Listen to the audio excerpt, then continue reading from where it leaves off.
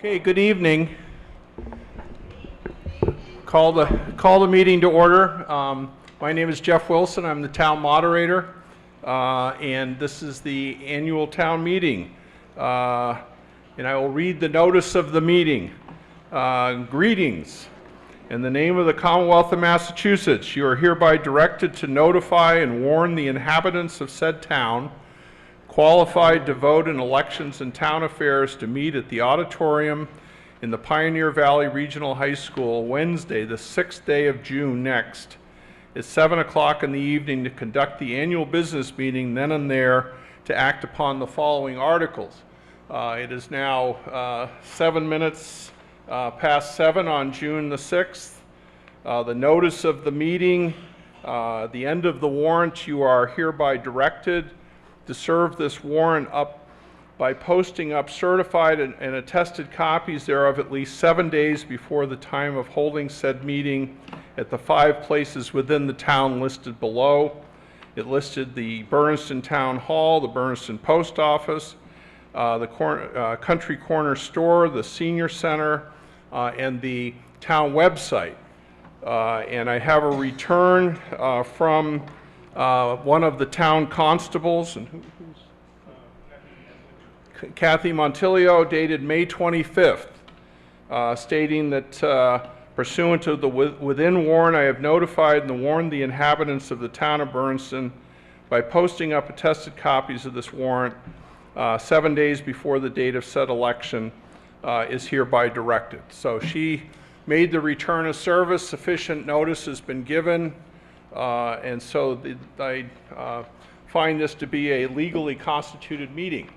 That being the case, we will start by standing and pledging the allegiance to the flag.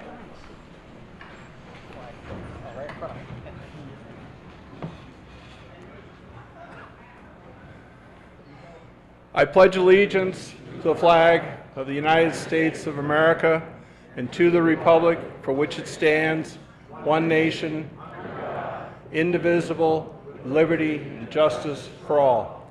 Thank you.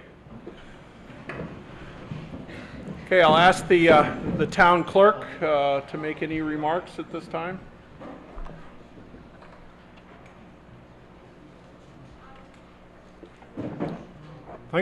Thanks all of you for coming.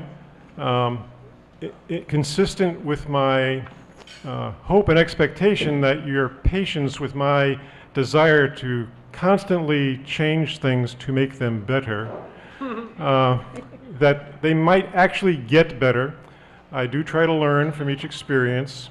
There will be some slight variations this time, which I think will work fine. There'll be some old standards. I want to make sure everyone who has a wristband also has one ballot. Please check, because if for some reason you didn't get it, we might be able to give you this one momentary compensation. So verify that you have the ballot. The light in the eye is terrible. Yeah. Everybody's okay with that. Now, we are likely, very likely, to have at least one written ballot. And after you cast your ballot, you need to pick up another ballot, which will be labeled B, so that if we have another written ballot, you'll have an official ballot to use to vote. Pretty straightforward. God forbid we get to C, but we're ready for it. Okay? I do want to, there is never enough time to thank all of the people, not only who make these meetings possible, but elections possible, but everything in town. It is really amazing for a person like me who came from a really crooked town in New Jersey. Honest to God, there's no question about it. It was crooked. They most of them ended up in the federal prison. Not a joke, okay? But I do want to pick out one person because it was a special thing that person did. Is Edward Underwood here? This is my required attempt to embarrass at least one person every meeting. The old ballot box that we had, which was old, and which I challenge the Historical Society to figure out how old, I would put it at least 100 years, was at a point where if it fell or I sat on it, it would crumble. And so I'd been searching for a person who would create a new one, and Ed Underwood stepped forward, and when you see the nice, shiny, solid ballot box on that front desk, think of him. Really appreciate him doing that for us without any charge.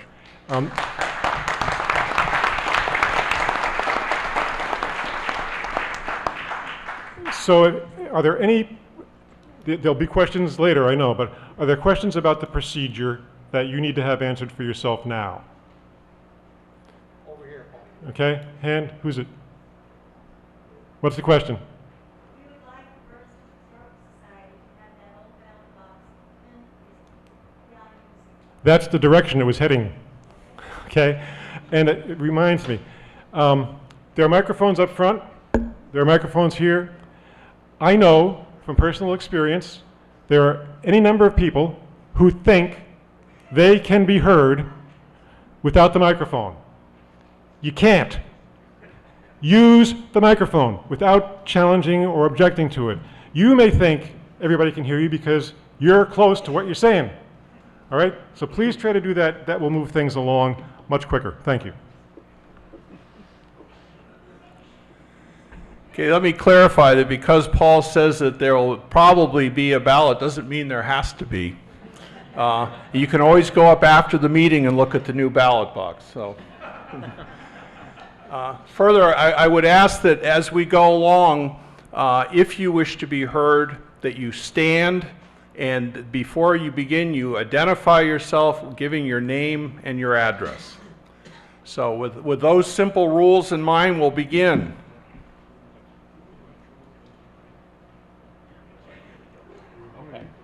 Okay, and Paul has asked me to point out that if there's anybody who might have trouble getting to the microphone, his people will do everything possible to help you. So, starting with Article 1, to act upon the reports of the town clerk, town treasurer, selectmen, school committees, all other town officers and committees as contained in the annual report for 2017. To hear an oral report from the Select Board on the status of the Charity Lot Trust Fund. B, to hear a report from the Finance Committee Chair regarding the fiscal year 19 town budget. And C, to hear a report from the Select Board. So, first up is a report from the Select Board. Thank you. Well, you're a tall guy. First is the Charity Lot Trust Fund. We had a beginning balance of $88,593.16.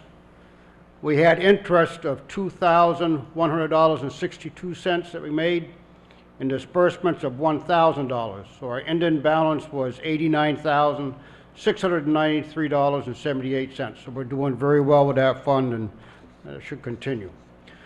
I'm going to go right into the Selectmen's report, and then the finance will be after that.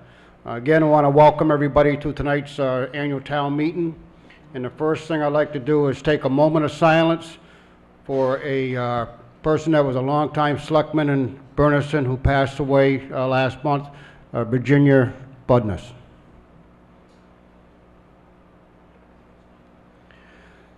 This year's yearbook is dedicated to a old friend of mine and an old friend of about everybody in this room, Ed Phelps. Ed was a mentor to many of the select boards in this town because of his knowledge of the town and his knowledge of the surrounding areas. Ed is a big miss to us. We loved his music, and we definitely loved all of his stories. A special thanks to all of the town boards for all their hard work this year. A lot of times it goes unnoticed, but you're very appreciated. Without you, we could not run the town.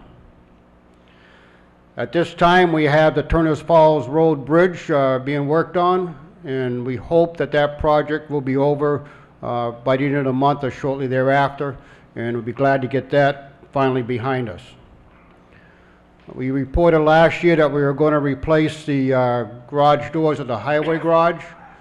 That's been put on hold until we can get a structural engineer to look at the site the building inspector would not allow us to go further until we had that engineer work done.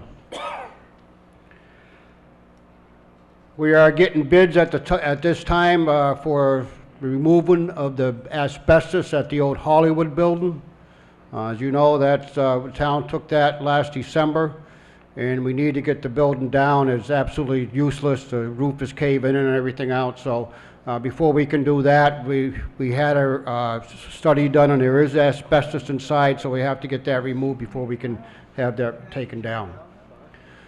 The Fire Department Expansion Committee is still working on solutions for a building upgrade, and hopefully in the near future we can get some more information out to you for that. I want to thank the Finance Committee for all their hard work this year on putting together a balanced budget. If we pass the budget as written in this year's warrant, our tax rate will go up by about 11 cents per thousand. And again, we have to wait until we get the audit from the state to make sure that is there. That's about all I have to say on what's going on with the select board, except that, remember, we are all neighbors, some of us are friends, townspeople, so let's be civil to each other at this meeting.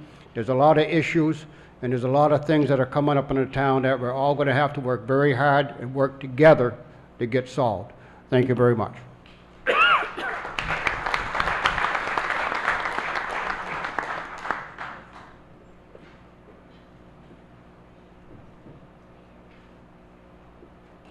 I probably need a stool.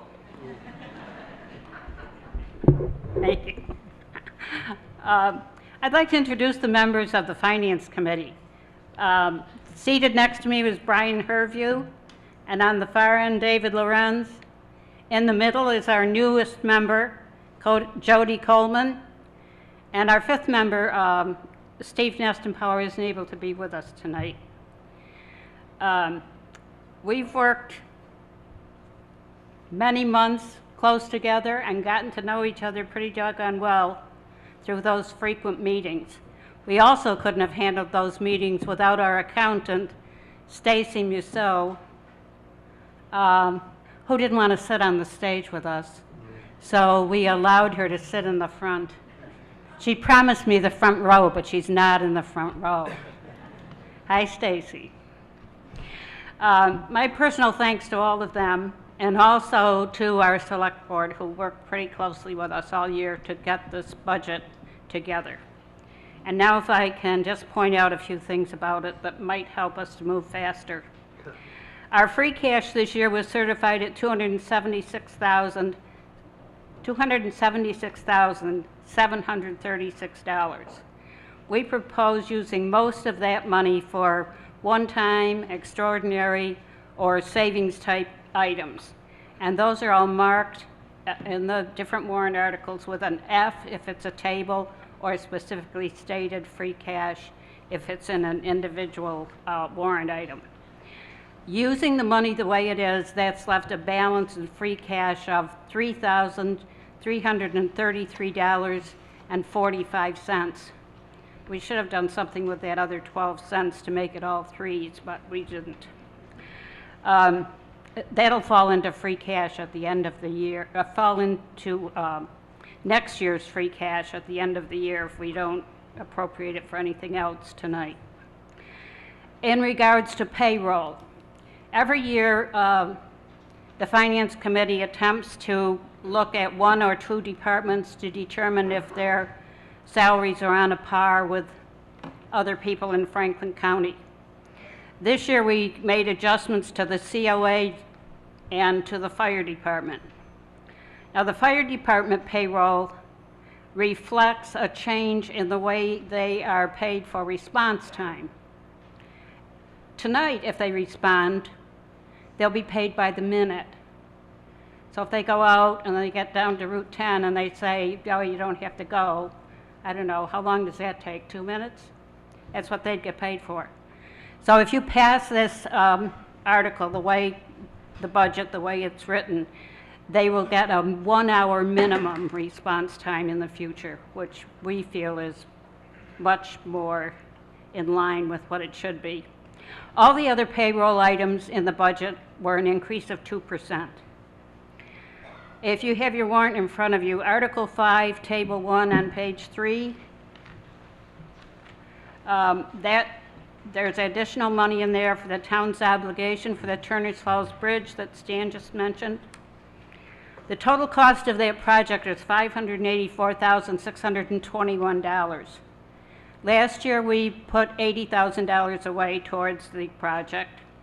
And after that, the state, through our lieutenant governor, found us a grant for $415,000. So we need another $89,379.31 to be able to pay for the whole project. And that $89,000 will come from free cash. In that same article, we'll be offering an amendment when it comes on the floor to increase the appeals board budget on page 4, if you're looking at your warrant, to $600. $300 for payroll, $300 for expenses, and that better reflects what their needs are. Article 6, page 2, table 2, page 5, the schools. There's a capital item there for $5,800 plus, which is the first payment on the capital investment at Franklin County Tech.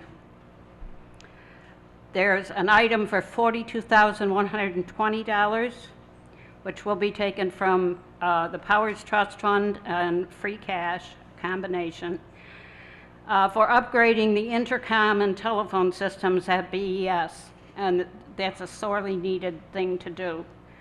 There was a cheaper route to go, but the Finance Committee felt that the $41,000 project, which replaces all of the wiring, as well as the upgrades, was the way to go. There's also $6,600 plus to be taken from free cash for the capital expenses at this high school, which is another part of the carpeting and pads for the gym walls.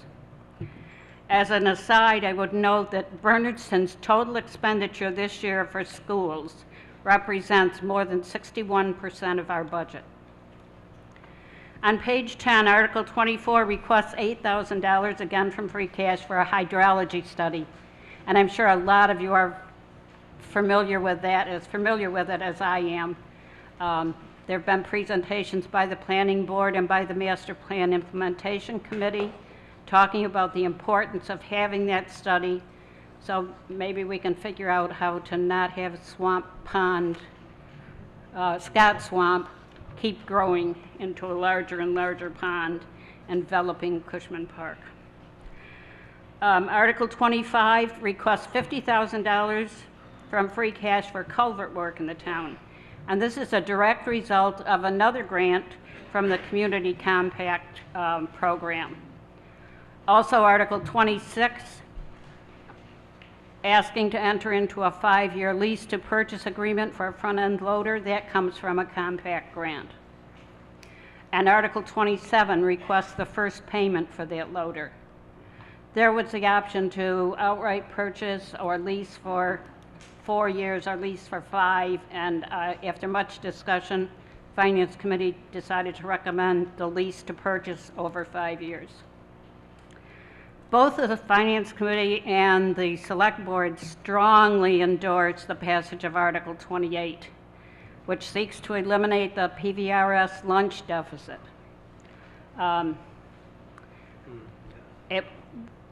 It will be done. It's an agreement that was reached to do it over a 3-year period, and the other 3 towns in the district have already passed that article, so I hope that you will pass it also.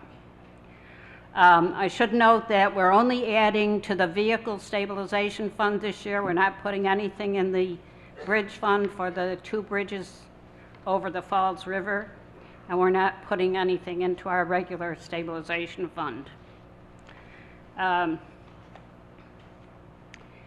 If you have questions about these articles or any others, please don't hesitate to ask them.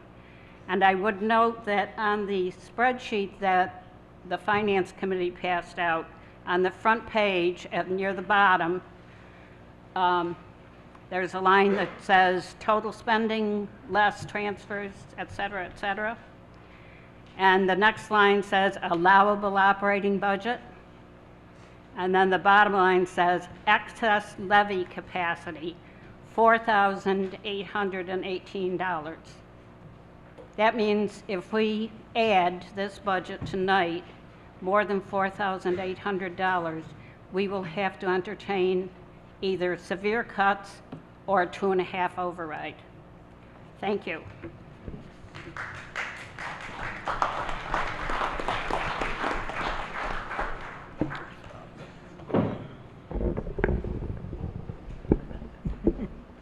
So are there any questions of any of the speakers?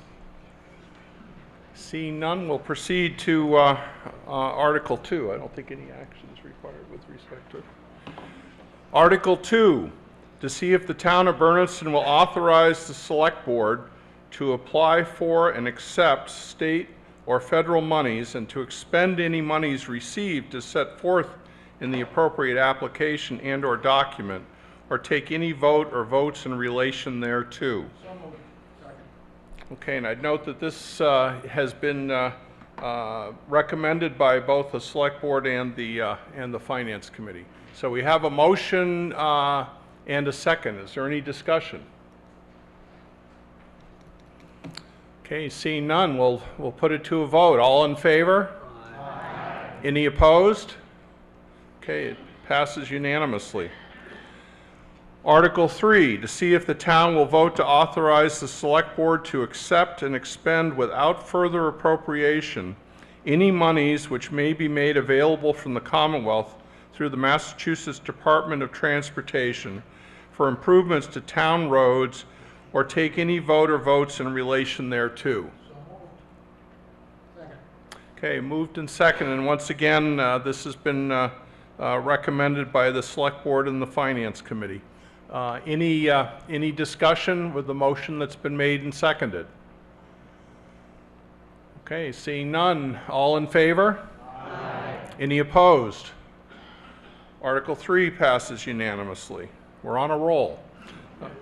Article 4, to see if the town will vote to authorize the treasurer, with the approval of the Select Board, to borrow money from time to time in anticipation of the revenue for the fiscal year beginning July 1, 2018, in accordance with the provisions of General Laws, Chapter 44, Section 4, and to renew any note or notes as may be given for the period of less than 1 year, in accordance with the provisions of General Laws, Chapter 44, Section 17, or take any vote or votes in relation thereto. Okay, once again, this has been recommended by the Select Board and the Finance Committee. Okay, we failed to state that.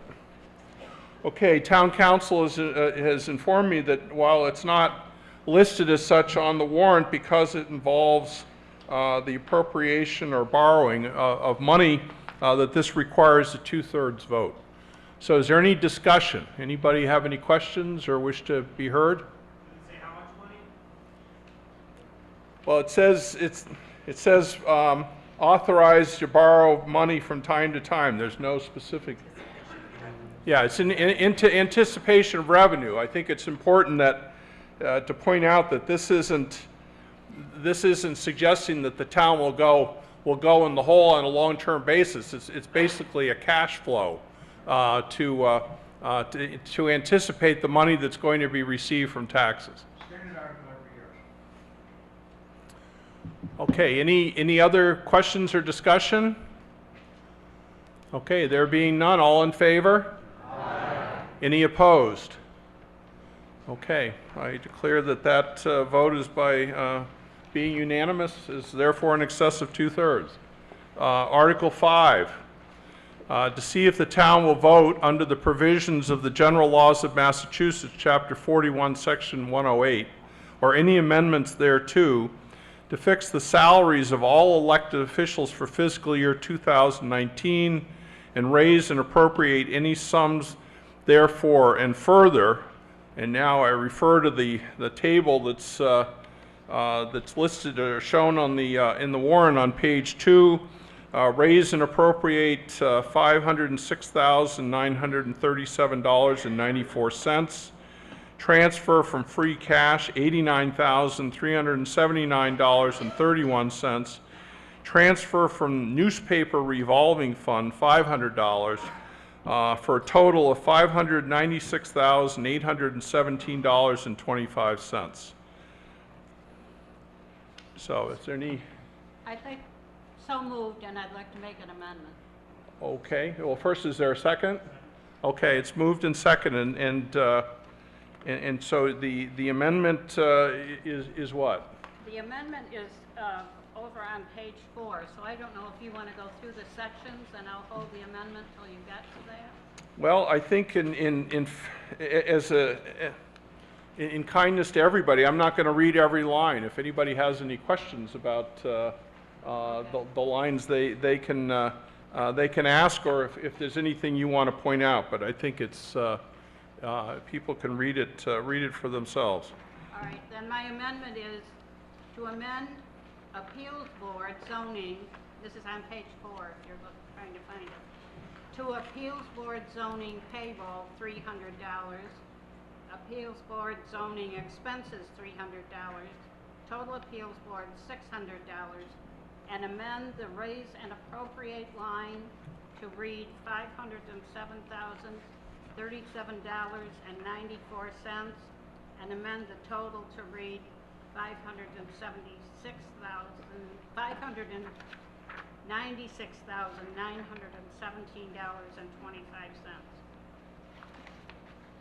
Yeah, have you put, Jane, if you put that in writing so we have it for the clerk? Okay. Okay, so we have a motion to amend the article. So first of all, is there a second with respect? Okay, we have a second with respect to the motion to amend. Any discussion or any questions with respect to the motion to amend only? Okay, there being none, we'll vote on the motion. All in favor of the motion to amend? Aye. Any opposed? Okay, so the article is now amended as has been stated. So now, is there any question or any discussion with respect to the article as amended? Okay. Anybody want to be heard with respect to the motion as amended? Okay. Seeing, yeah, go ahead. I just want to make sure everybody had a chance to read through that. Okay. If you wanted to give them a second to. Okay. There's not going to be a quiz. Okay. Okay, has everybody had a chance to, anybody want further time to look at it? Okay, then we'll put it to a vote. All in favor? Aye. Any opposed? Okay, it passes, Article 5 passes unanimously. Moving on to Article 6, to see if the town will vote to raise and appropriate $3,307,091.94, to transfer from free cash $23,728.37, to transfer from the Powers Fund Trust $30,000, for a total of $3,360,820.31. And this is for Bernardston's share of the education expense in accordance with the amounts recommended by the Finance Committee as shown in the first column of the following table, Table 2, or to pass any vote or votes relative thereto. So moved. Okay, it's moved and seconded, and once again, I would note that the Select Board and the Finance Committee both recommend passage of this this article, and I refer you to Table 2, which is on page 5, and does anybody have any questions or wish to be heard with respect to the table? Yes, sir.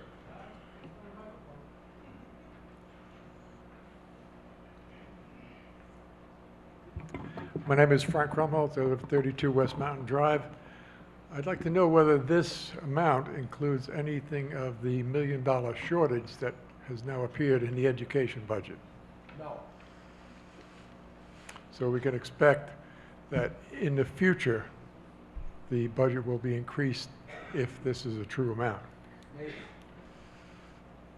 Thank you. Okay, any further questions or discussion? Yes.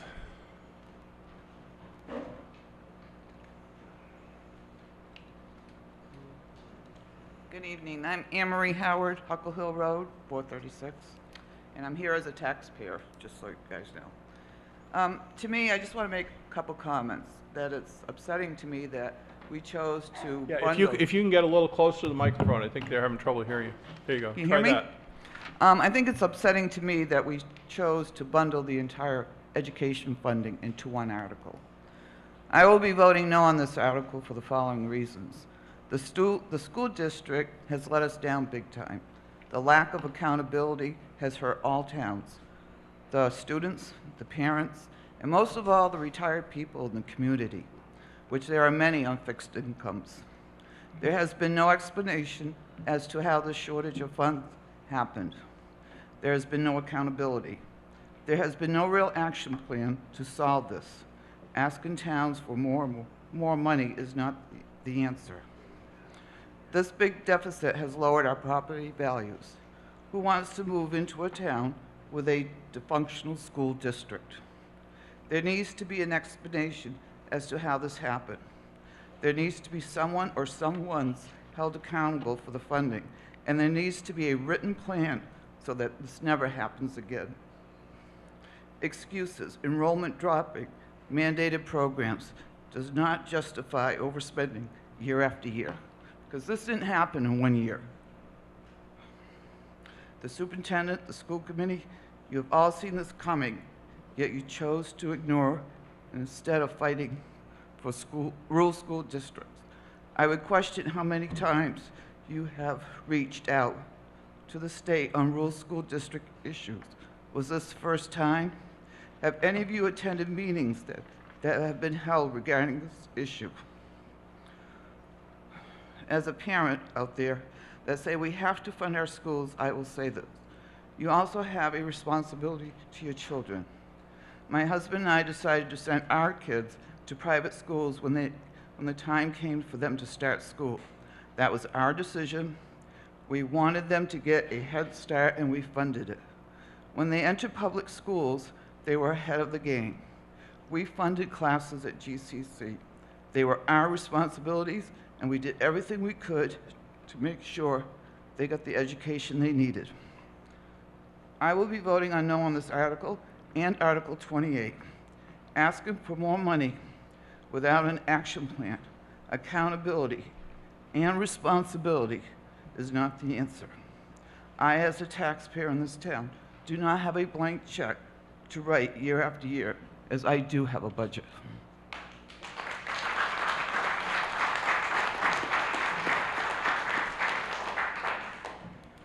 Okay, any further questions, statements with respect to our, yes? Debbie Milky, South Street. I would actually like to make a motion to pass over this article. It's an illegal budget, I understand, as of today. So it seems a little foolish to say, yes, we'd like to pass that, when it's actually illegal at this moment. I'm not sure of the ramifications. It won't really mean anything because the other 3 towns already passed it, but it does mean something. It maybe makes us not look like fools because we're saying yes to something that's not legal. That's it. First of all, it is legal. There's nothing illegal about this vote. You are right, the school budget is already passed, so this is just a symbolic vote for the town of Bernardston. I thought it was illegal to... Why don't you stand up, please? I was told it was illegal to have a deficit budget that's proven to be a deficit budget unless they pass the bill to allow it, which has not been passed. That's the bill they're working on. That's what I was told. This is not a deficit budget. This is FY19 budget. You're talking about. I understand, but they You're don't have talking the- about FY18 is in the deficit. No, I think I'm Yes, talking no, about you're 19. wrong. You're wrong. Sorry. They don't have the income to support the expenses. I believe that's a deficit We do budget. for FY19. However, they went over their budget in FY18. That's what the problem is. That's what a $1 million is in the FY18 budget. I'll just say okay, but I don't think so. Well, we have an article, and at this point, we're going to go forward with the article unless you suggested that you wanted to pass over it. In order to pass over this, we need a 2/3 vote. So are you making a motion to pass over this article? Okay, we have a motion and a second. Does anybody wish to be heard with the motion? Yes. I'd like to point out that if you want to pass over the Pioneer Valley portion of the budget, then offer an amendment to remove that from this article. There's no need to punish your school representatives' salaries or to punish FRT, Franklin County Tech, or any of the capital investments that we need to make because you're upset with the operating budget. Not that I'm not upset with it, but I think this FY19 budget is balanced. And tomorrow night, there's a big meeting to discuss with the state ways that the school district can handle the deficit that they experienced from 18, 17, and 16. It's at least 3 years that we can point to exact deficit numbers as observers at the school committee. So I would ask you to pass this article, or at the very least, just eliminate that line that you don't like. Thank you. Mr. Moderator. Yes. It really doesn't matter if you vote on this or don't vote on it. We are going to pay $3,360,820.31 because the other 3 towns already voted on it. So it's a done deal already. Okay. Yes, ma'am. If you want to stand and come forward.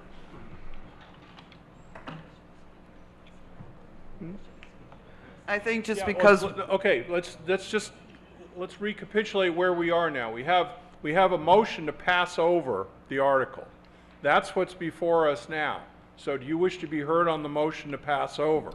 I would say that we eliminate the Pioneer Valley, let Franklin County Tech go through. Well, so we have the motion to pass over, which is not debatable and it's not amendable. So we have to vote on the motion to pass over. If the motion to pass over carries, then we pass over the whole thing. If the motion to pass over fails, then somebody can make another motion. So first, we're going to go ahead. Everybody at this table is upset with deficit at the school, but we are the adults that have to deal with this. There's a later article about the lunch program. They can't afford to pay their normal bills, never mind the lunch bill. Somehow, we've got to come up with some answers. We can't do it in 1 year. We've got to help because we cannot not educate our children. I mean, we can't cut 15 teachers or 20 teachers or how many it takes to make up for this $1 million in 1 year. If they cut sports, people in this town are going to pull their kids out of the school. If they cut music, parents are going to pull their kids out of the school and try to get them into Turner's, Frontier, wherever else. We've got to do what we can to resolve the problem that we face. And we can symbolically do this, but really, I mean, as responsible human beings, we should try to pass this and let's deal with it, because I'm sure they're going to try to come back to the town, and then we can discuss that in more detail to make up for whatever deficit we have. But we have to be responsible about this. I mean, it's symbolic, you're right, and we're not happy about it at all. And we've been going to meeting after meeting after meeting, 10 years worth of meetings for some of us. Okay, is this with respect to the motion to pass over the article? Could be, I'm not sure. My name is Charlene Cloutier. I live on Dean Road. You gotta get closer. My name is Charlene Cloutier. I live on Dean Road. And I'm just curious, because tomorrow's the big meeting with the state, could this particular thing be put on hold until a couple weeks from now, until after that meeting is done? This article and this vote has nothing to do with anything that's going to be discussed at tomorrow's meeting. This is already, like I said 3 times, this has already been passed. It's already a done deal. Nothing we do tonight is going to change it. Yes. Can I just add one comment, that this is for FY19, this school budget? There's a meeting tomorrow night where they are going to discuss cuts to bring it in line with the revenues for this current budget that's in this proposal. So what's in the past, the $1 million in the past is in the past. This budget here, they still have an opportunity to make cuts to bring it in line with the revenues, which they're going to start doing tomorrow night with the state. That's part of their agenda. No, you got to stand up. You can't just speak from the, you got to be recognized. Okay, one more time. Go ahead. I think the issue is there's a trust issue now. It's like there's no confidence, no matter how much money we give that district, that it's going to be spent appropriately. Like I said, this doesn't happen overnight. And as far as us being the last town, we still have the right to say no and voice our opinion. Whether it gets, I mean, you're saying it's already a done deal. I'm saying I have the right to say no. As a taxpayer, that's why I pay my taxes. Okay, we're gonna vote on the motion. Okay, I have this light. I can't see you. Okay, go ahead. Okay, is this on the motion to pass over the article? Sort of. Like all the others? Okay. Like all the others. Chris Coffin, I live on Eden Trail. Just to this last woman's point, I think I am one very supportive of schools. I understand that this is already a done deal. I guess what I would hope for, because I agree with her that we have no confidence. You say this is the last 3 years, but how are we to have confidence that the problem has been fixed? And I think that's what's the concern for most of us. And however we voice that opinion to say, we appreciate that this needs to go forward, we need to educate our kids, but we want to voice our opinion that it needs to really be fixed and to have confidence that it's fixed. And I know that all of you up there are trying your best to get to the bottom of it, but we're clearly not there yet. So I don't know what the solution is, because I hadn't thought about voting no until she said that. But I sort of want to make a point to say, this is inexcusable, it can't happen again, and we really need to say that very firmly. Mr. Okay. Moderator. Yes. Mr. Moderator, this discussion has to happen with the school committee. It's nothing, Right, I it doesn't- appreciate To happen that. here tonight, it's nothing we can do for you. You have to go to the school committee meetings and voice your concerns to the school committee. That's where it's going to get fixed. Right. Okay. Can I see, ask one? no, we have to go on. We got a lot of people here who want to be heard. I so. have my question, which is, Frank, the tech budget goes up by 100,000. I'm just curious, is that because there are additional kids who are going to tech? Yes. Okay. Yeah, all right. Okay, sir. Justin Duncan, Fox Hill Road. I do not want to pass over this article. Article 2, or Article 6 was written with the purpose of funding the school like we always have. Has nothing to do with the deficit. Is that correct? Has nothing to do with the deficit. The deficit's going to be handled later in a different way. And then you can vote against it all you want. But right now, this is just funding the schools as we normally do, only 11-cent increase in your taxes right now, okay? Okay, sir, in the back.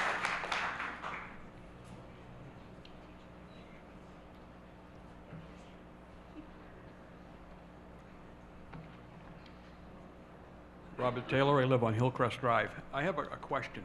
You're going to have to get a little closer, I think. I have a question. You said that the vote would be symbolic because we're obligated now whether or not the budget passes. Am I correct on that? So if we elect to not skip over this and vote on the budget, I would be correct in presuming that we could not take your recommendation and partially fund the budget. That would be symbolic also? You had recommended, What I suggested was, please don't pass over this question. If you do not want to pass the PVRS budget, then amend this to exclude it. okay. But anything, don't pass over the whole question. even if we amend it, or anything we do is basically symbolic because the budget's been passed by the other 3 towns, is that correct? Correct. Thank you. Okay, going to call the question relative to the motion to pass over this article. This requires a 2/3 vote. So, all in favor? Aye. All opposed? No. Okay, I deem that the motion to pass over fails. So now we return to the main motion, which is the consideration of Article 6.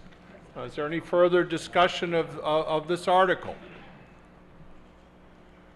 Okay, seeing none, I'm going to call the question. All in favor of Article 6? Aye.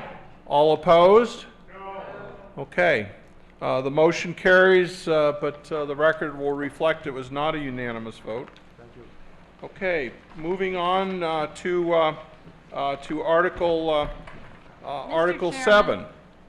May I make a comment about this? I don't know if you're aware of how many letters of the selectmen have sent to the school committee stating their displeasure with them and the fact that they need to do things differently. I'll be kind. But they have written a number of letters. They have been working for you in expressing your displeasure with PVRS budgeting. Thank you. Okay, moving on to Article 7, to see if the town will vote to raise and appropriate $415,974.90 for contracted services, pension, and insurance expense in accordance with the amounts recommended by the Finance Committee as shown in the first column of the following table, or to pass any vote or votes relative thereto. So moved. Second? Well, okay, I have a motion and a second, and again, I'd note that the Select Board and the Finance Committee recommend passage of this article. I'd also point out that in the Table 3, about exactly halfway down the page, the entry for streetlights, the figure in the middle column was typed erroneously. It should be $4,500. So that it's exactly the same as the figure to either side of it.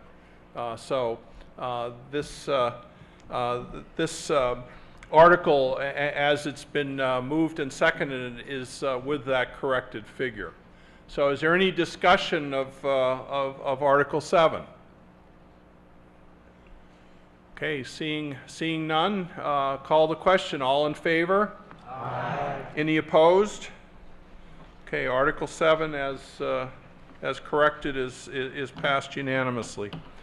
Article 8, to see if the town will vote to raise and appropriate $741,474.70. Transfer from landfill receipts $74,275. Transfer from the recycling revolving account $1,600 for a total of $817,349.70. For public services in accordance with the amounts recommended by the Finance Committee as shown in the first column of the following table, or pass any vote or votes relative thereto. So moved. Second? Okay, moved and seconded, and again, the Select Board and the Finance Committee recommend passage of this article. So any questions or discussion relative to Article 8? Okay, there being none, all in favor of the motion? Aye. Any opposed? Okay, Article 8 passes unanimously.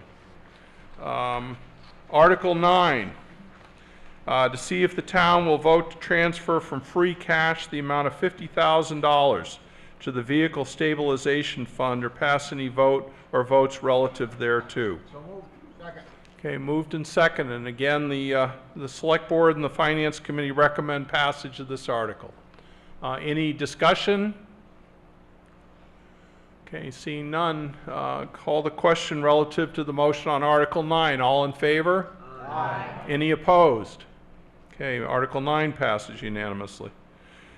Article 10, to see if the town will vote to raise and appropriate the amount of $3,741.36 and transfer from the Barber Fund the amount of $11,450 for a total of $15,191.36 for the Recreation Commission expense account, and transfer from the Kiwanis expendable interest account the sum of $1,000 to the Kiwanis Recreation Equipment Fund to be expended by the Recreation Commission for recreation programs and field maintenance, or take any vote or votes in relation thereto. So moved. Okay, I have a motion and a second. Once again, the Select Board and the Finance Committee recommend passage of this article. Any discussion? Yes. I'm just Jennifer Senes, the head person for the rec board. This year we've added 3 softball teams to this town, girls. We've added a cheerleading squad. We're trying to bring more sports in. These kids are loving it. So that's why we're asking for more money this year. Okay, anything further? Okay, hearing none. We'll put this to a vote. All in favor? Aye. Any opposed? No. Okay, we have the motion carries, but not unanimously. Article 11, to see if the town will vote to raise and appropriate the sum of $1,200 for the Bernardston Cemetery Commission for maintenance at the old cemetery, or take any vote or votes in relation thereto. Second. Okay, moved and seconded. Once again, the Select Board and the Finance Committee recommend passage of this article. Is there any discussion? Yes? If you could give your name and... Karen Fitzpatrick, 27 Chapin Road, and... You have to move a little closer, I'm afraid. Okay. No, towards it. Okay. Can you hear me now? Should be in commercial. Okay, go ahead. My question is this money just for the maintenance of the mowing and the clearing brush and that sort of thing? Okay. Are there any plans to repair some of those old stones in the cemetery? What's your question? Is there any idea of repairing some of the stones? Some of them date back to the 1700s, and it's a shame to see them falling apart. So that's all I have to say. Okay, any further discussion of Article 11? Okay, there being none, all in favor? Aye. Any opposed? Okay, it passes unanimously. Article 12, to see if the town will vote to transfer from free cash the amount of $15,000 for the renovation, or to renovate and construct town buildings account, or take any vote or votes in relation thereto. Second. Okay, moved and seconded, and once again, this is recommended by the Select Board and the Finance Committee. Any discussion? Okay, there being none, all in favor? Aye. Any opposed? Okay, Article 13, to see if the town will vote to raise and appropriate the amount of $100 for the flag replacement account, or take any vote or votes in relation thereto. Second. Moved and seconded, once again recommended by the Select Board and the Finance Committee. Any discussion? Yes. My name is Mark Fitzpatrick on Chapin Road. These flag replacements, are they the telephone pole flags? Yes. Well, that's what troubles me. The Bernardston Kiwanis, about a month ago, spent $1,300 and bought those flags and the wooden poles, and the vet club puts them up. It's not the responsibility of service organizations for a town function. And $100 a year is 13 years before you have anywhere as near the money to replace these flags. That's an inappropriate amount. And it's my understanding that that line item had money in it, and nobody knows what happened to it, which is why we stepped up. So there's something not right with the math anyways. I'm not trying to stir the hornet's nest here, but I don't think that's an appropriate amount for those flags. May I answer? Yes. Go ahead. Several years ago, we were approached by the Veterans Club because they had always taken care of the flags on Church Street and South Street with no help from anyone else.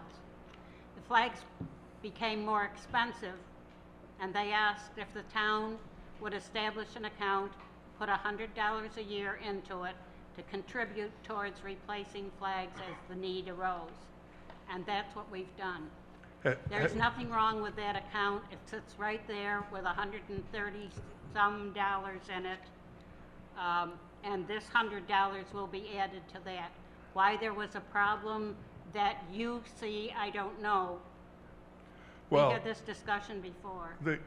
That's correct. And the Vets Club does not have funds to put towards flags. Well, the Vets Club is the one that approached us to make this kind of a contribution. If their finances have changed, then they need to come and talk to the town again. But you're missing the point. It's not the service organization's responsibility for a town function. No one It is- says it is, but it is something they assumed a long time ago. Okay, before we go on, I just point out that don't wanna argue. But what's on the warrant tonight is a motion, or we now have a motion to raise the sum of $100. We can't increase that today because people haven't gotten notice. So if you want to amend it to say $13,000 instead of $100, we can't hear it tonight because it'd be out of order. So if you want to pursue it, I'd suggest that you put it on the warrant for a future meeting, the amount that you want. Well, I may just do that, but I think it's important that particularly if we don't talk to the Vet Club, we're just letting things lie unattended and we get ourselves into trouble. $1,300 came from Kiwanis. If that money didn't come, you wouldn't see the flags on town property. And, it takes some leadership to at least look into this. If there are sections of town responsibility that goes overlooked year after year because nobody speaks up, it doesn't mean it's okay. It's just nobody's speaking up and we need to look into it. Mr. Moderator? Yeah, okay. Yeah, go ahead. I'd like to just answer Mark if I could. Sure. First of all, we will get together with the Vets Club. We'll set up a meeting and we will work this out with them. I know other towns, it is the service organizations like the American Legion that puts the flags up. The other thing is, we were approached by somebody from the Kiwanis Club that asked the Kiwanis Club for funds this year. But we will definitely get with the Vets Club and find out what is going on and how to resolve this. That's all I'm asking. Thank you. Okay. Any further discussion relative to Article 13? Okay, for those who are superstitious, we'll call it to a vote. All in favor of the present motion? Aye. Any opposed? Okay, Article 13 passes. Article 14, to see if the town will vote to raise and appropriate the amount of $5,000 for the third of 3 installments for the fiscal year 19 town audit, or take any vote or votes in relation thereto. Second. Okay, we have a motion, a second, and once again, the Select Board and the Finance Committee recommend passage of this article. Any questions or discussion? Okay, seeing none, put it to the vote. All in favor? Aye. Any opposed? Okay, Article 14 passes. Article 15, to see if the town will vote to raise and appropriate the amount of $4,750 for the third of 3 installments for the Board of Assessors fiscal year 19 revaluation, or take any vote or votes in relation thereto. So moved. Second. Okay, a motion and second. Again, the Select Board and the Finance Committee recommend passage of this article. Any discussion? Okay, then with respect to Article 15 is moved and seconded. All in favor? Aye. Any opposed? Okay, moving to Article 16. There's a typo in here, so I'm going to omit the word liability in line 2, and it should read, to see if the town will vote to transfer from free cash the amount of $5,000 to be added to the Other Post-Employment Benefits, OPEB, Trust Fund, or take any vote or votes in relation thereto. Okay, I have a motion and a second. Again, the Select Board and the Finance Committee recommend passage of this article. Any discussion? Okay, with respect to Article 16, all in favor? Aye. Any opposed? Okay, it passes unanimously. Article 17, to see if the town will vote to transfer from free cash the amount of $5,000 for the Fire Station Expansion Committee, or take any vote or votes in relation thereto. Okay, moved and seconded, and again recommended by the Select Board and the Finance Committee. Any discussion? Yes.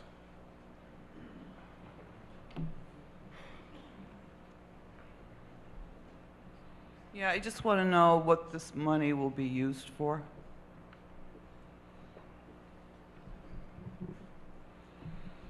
As the committee goes forward, there's times when they have to do mailings, there's times when they have to put together charts and stuff to present to the town as we get closer to whatever their resolve is going to be, and that's what the money will be used for, that type of stuff. Thank you. Okay, any further questions or discussion? Okay, seeing none, with respect to Article 17, all in favor? Aye. Any opposed?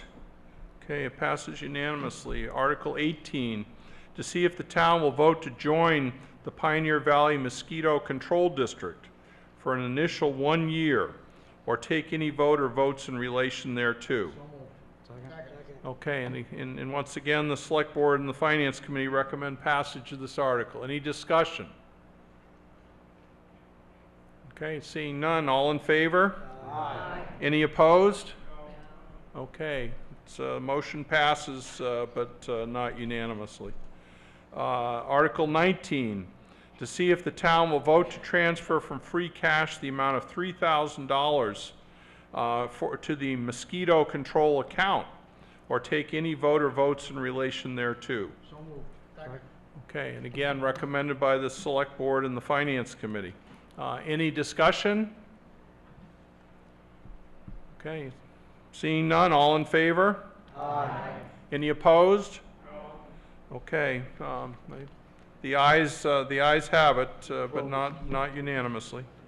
Article 20, to see if the town will vote to transfer from free cash the sum of $5,000 to be added to the employee retirement separation account, or take any vote or votes in relation thereto. So moved. Okay, we have a motion and a second. Again, the Select Board and the Finance Committee recommend passage of this article. Any discussion? Okay, seeing none, all in favor? Aye. Any opposed? Okay, Article 21.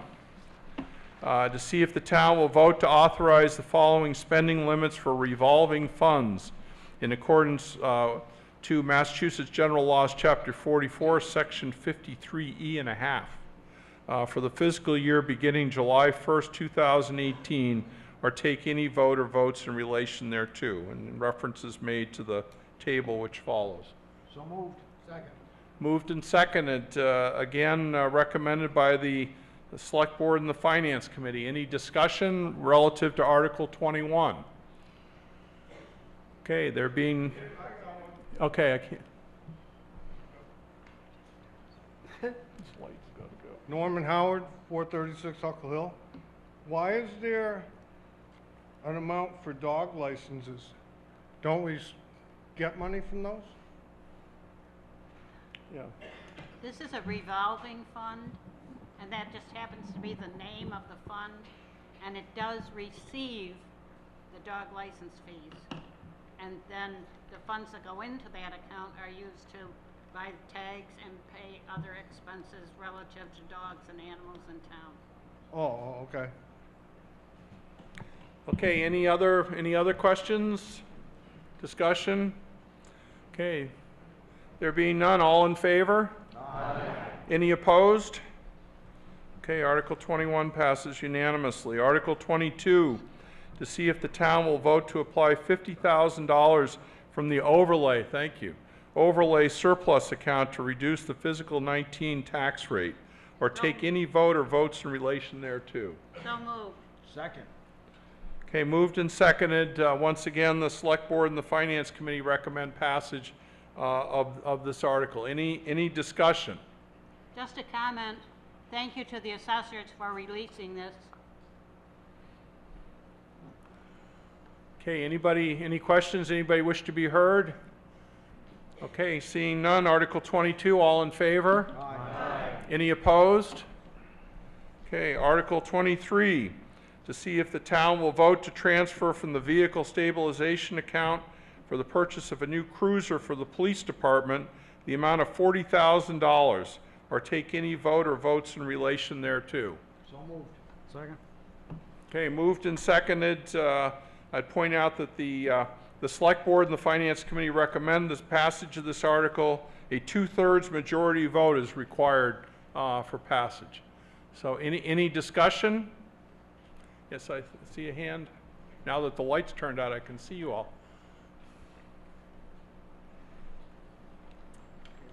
Chris Coffin, 316 Eden Trail. I just have a question, which is how many police cruisers do we have now? And is this replacing one or is this a new one? And I don't know what the vehicle stabilization account is, so could somebody explain what that is? I'll start with the last question first. The vehicle stabilization account is a stabilization account that was established, I think 4 years ago, at the same time that we adopted both the room and the meals tax. Finance proposed adopting those taxes and using the proceeds to establish the stabilization account for vehicles in town. Since we've had that stabilization account, we've bought police cars, highway trucks, and I think one vehicle for the fire department. I didn't write that down, so I'm not really prepared here. Every year we put $40,000 in. Last year we decided to increase it to $50,000 so that we could build up the balance for the more expensive vehicles that we have in town. Big trucks for the highway department, fire department trucks are much more expensive than cars for the police department. So that's what the stabilization fund is. There's an article here to put $50,000 in this year, but we only need 40 for this police car. So the 10 will stay in the stabilization fund and be building up towards some other vehicle in the future. This saves us from going out and borrowing money, and we earn some small amount of interest in it. As to how many vehicles we have, is Jim still here? Jimmy? How about Jim Is answering the chief that? still here? Our oldest one is almost 10 years old with 130,000 miles. That's what we're going to replace. We're auctioning it off. It's not worth keeping. And our second oldest one is... Jim, could you come and use the mic?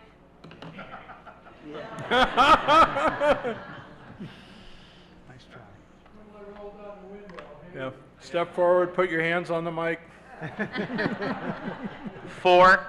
The oldest one is almost 10 years old with 130,000 miles. We'll auction that off. And the third oldest one is 6 years old with just about 100,000 miles. We're hoping to get a couple more years out of that. Hopefully 3, actually. But 4 total, but not all brand new.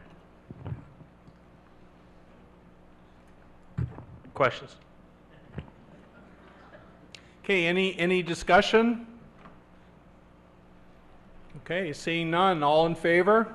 Aye. Any opposed? Okay, Article 23 passes unanimously.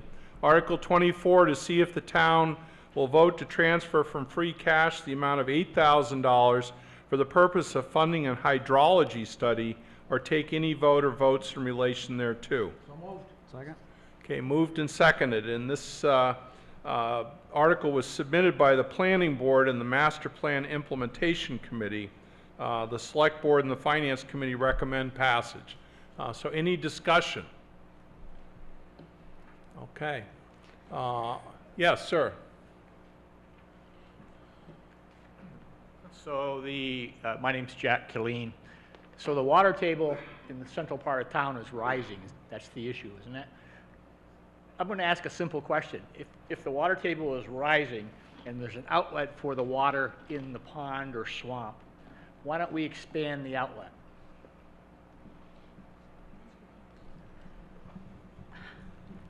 The John outlet doesn't Lepore- belong to us, it belongs to the state for a simple answer. But this is not just about the water table in the center of town.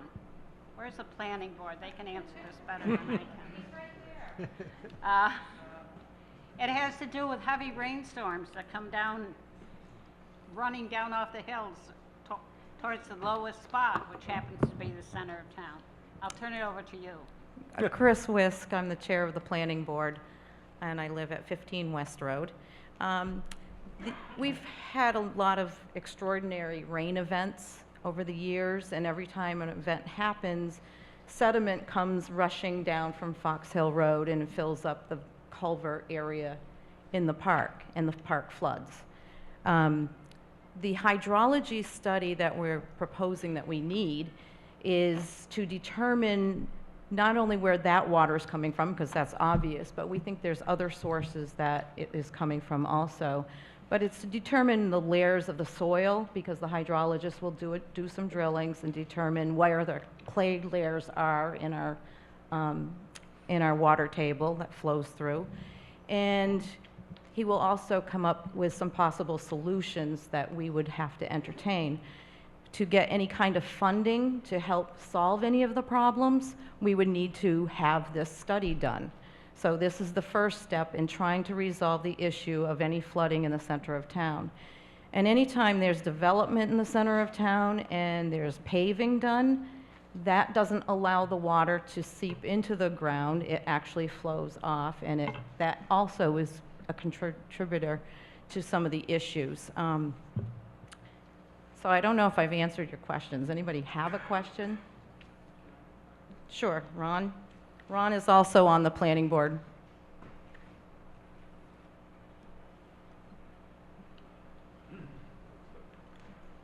Thank you. Ron Fulton. I'm on the planning board, 46 Fox Hill Road. I'd like to answer Jack's question, which is a very good one and a very reasonable one. The fact is that there are several legal barriers to being able to lower the exit point of the water coming out of Scott Swamp. First of all, it's controlled by the Mass Department of Wildlife, and they would be required to approve any such changes. Secondly, there's a second outlet that is a bridge that runs underneath the railroad tracks, which belong to the railroad company.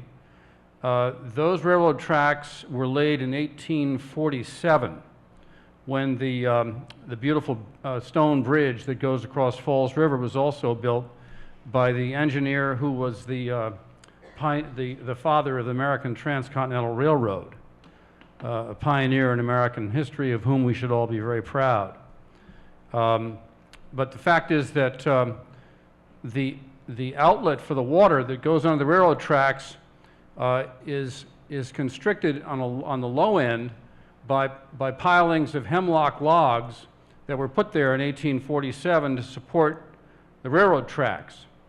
And it's required, those logs are still sound because they've remained underwater all this time.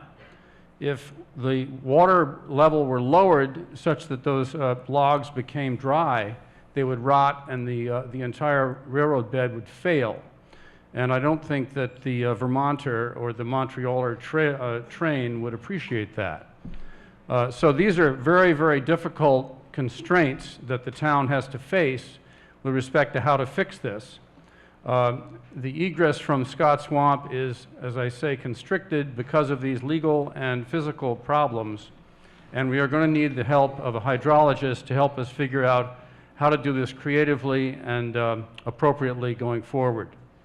Thank you.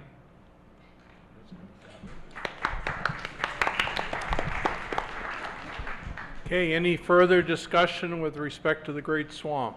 Yes, my support for this is the following. DEP officials told us 5 years ago There was nothing we could do to save that park. That in 30 years, that swamp would be out to Route 10. And damn them, it's not going to happen. Good choice of words. Okay.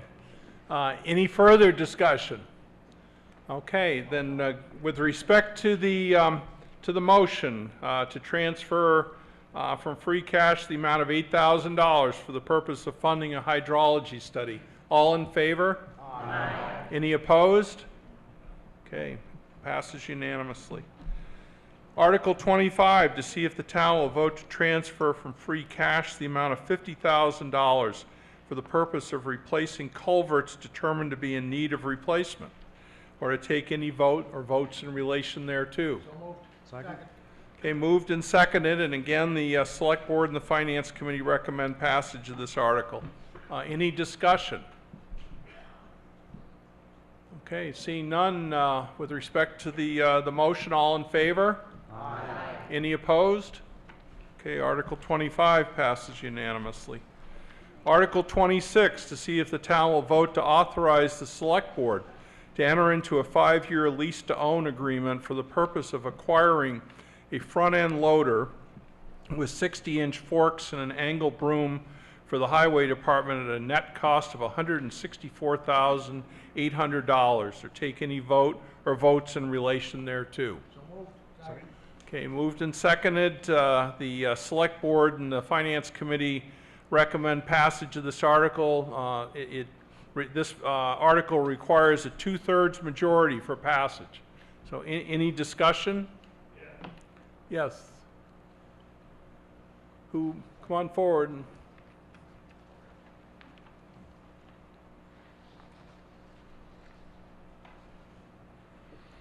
Mike Snow from Eden Trail. I'm going to come in the back door on this a little bit and get to my point in a minute.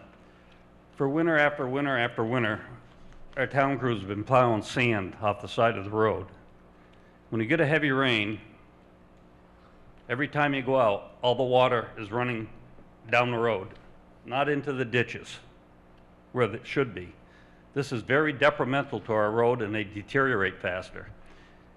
It seems to me that a front-end loader isn't a way to clean these ditches which aren't getting done.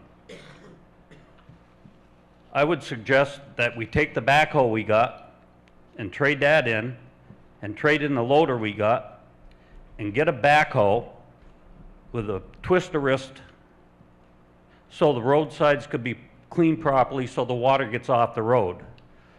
Secondly, now I don't know if the town crew knows it, but to have forks, you have to have a different hoister's license or in addition to what they got. You can't just put it on and use it because you got a hoister's license for the front end loader. So I would like to see them get something that they could double use. They can load the trucks with for the sand in the wintertime with this, and they could use it on the sides of the road. Okay, thank you. Anybody wish to respond?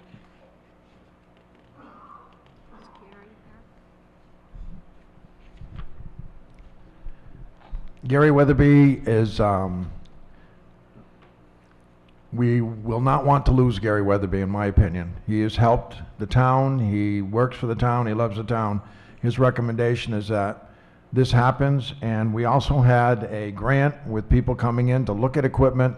This was the worst piece of equipment that the town garage has, and they recommended replacement. This is #1 on the list, so that's why we're recommending it. Okay, any further? Yes, sir?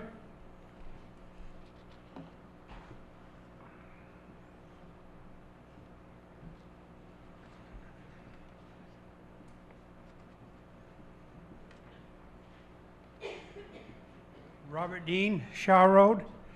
I want to know why something doesn't be done all year long to use this equipment anyways. They've bought a backhoe to change the culverts, yet now they've changed no culverts. They need $50,000 to change culverts. They got a loader that's worn out, agree. But are they going to use it once they get it? Or are they going to abuse it like they abuse the rest of the equipment? You talk to the selectmen, you can't get an honest answer out of them. We'll talk to them about it. No. We don't, the town's taxpayers don't get an honest answer for what's happening with that crew. Thank you. Okay.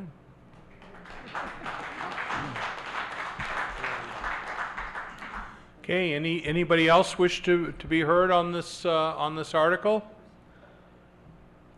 Okay, then we'll put it to a vote. Again, and it requires a two-thirds vote. So all in favor? Aye. All opposed? No. I can't, I think we're gonna have to have a show of hands. I can't determine whether we have a two-thirds vote. So, the town clerk will, okay.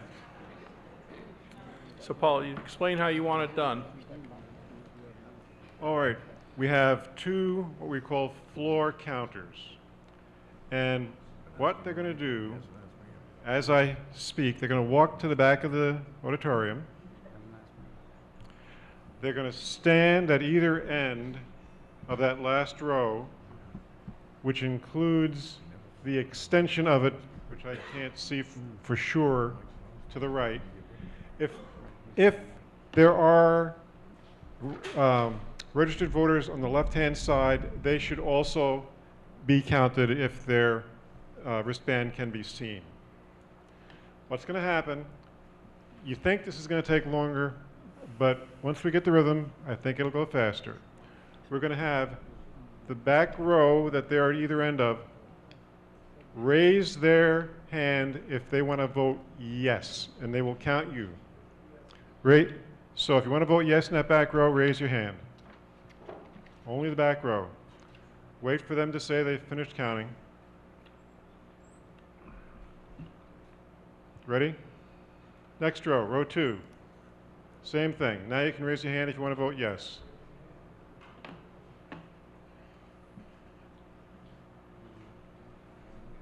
Ready? Next row. So if you can follow the lead of the counters, that'll move it along rather than listening just to me.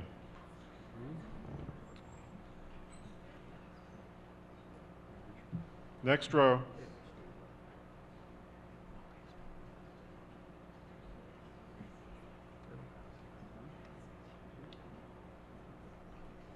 Next row.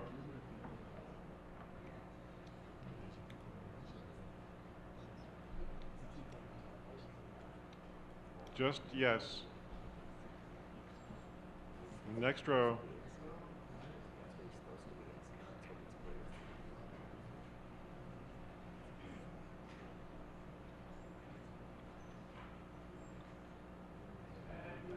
Keep your hands up. Keep your hands up until they say, both of them say you can put them down.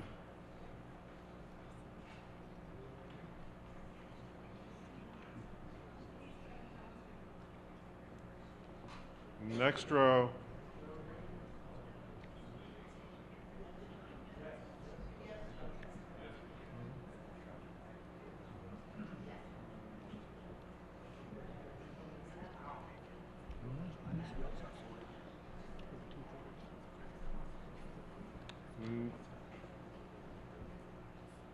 Next row, and keep them up until you get the signal to put them down, please.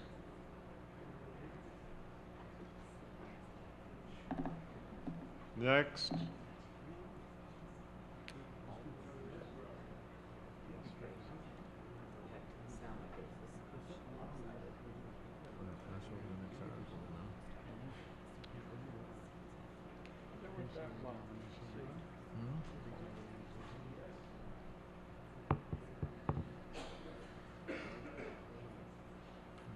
Next. Yes only. Next. Keep your hands up. Keep them up.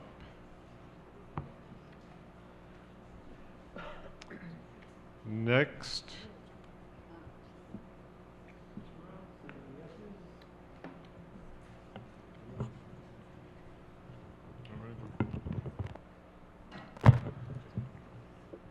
This row. Yeah. What number are you up to? 14. Good. Front desk. The front desk.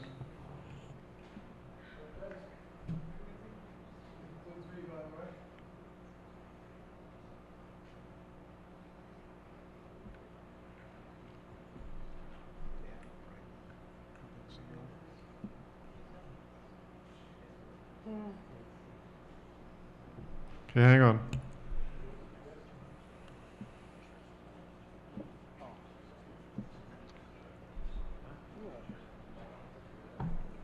Okay, everybody who's in favor of the article to appropriate the sum of $164,800 for a loader should have now raised their hand. You're all clear on that's what you've done or haven't done.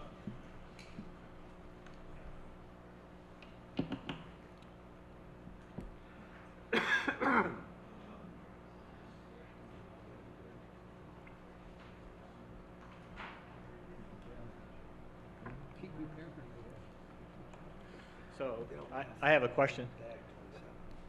The outlying wings, are they counted yet or no? There shouldn't be that many on this side. Okay, They no. shouldn't count. Oh, see, There are some. there are some. Okay, so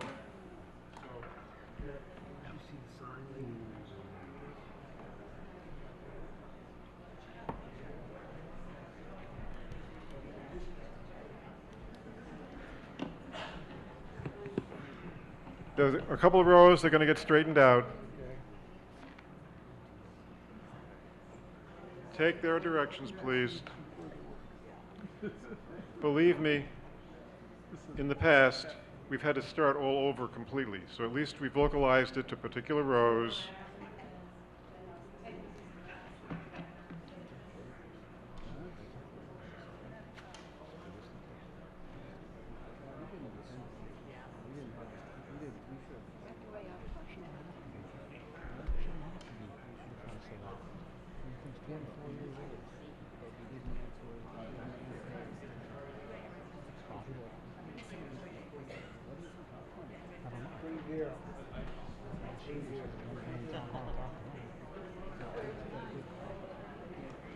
No, you said not to. You told us not to, so we didn't.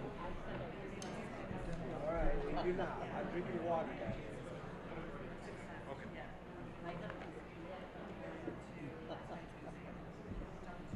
Is he here?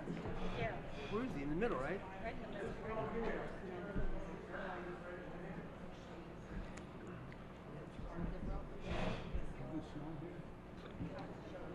Oh, I put my glasses on so I can see the first row. Oh, I see him. I see him. Sitting next to Jeannie. So do you all agree on all that?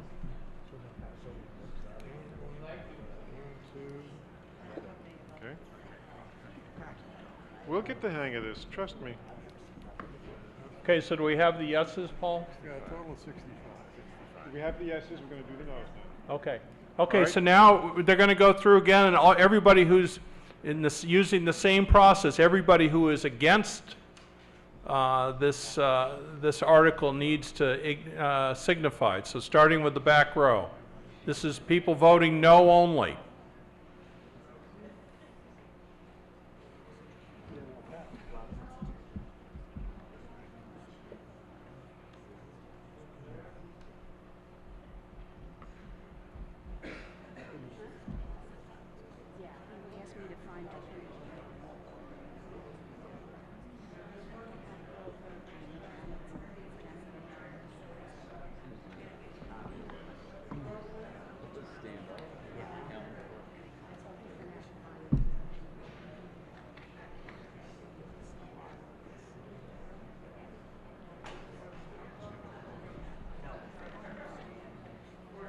I told you, Hugh, I told you about Mike Snow, you know, he wants, he says, buy him out, get rid of him. He's no good.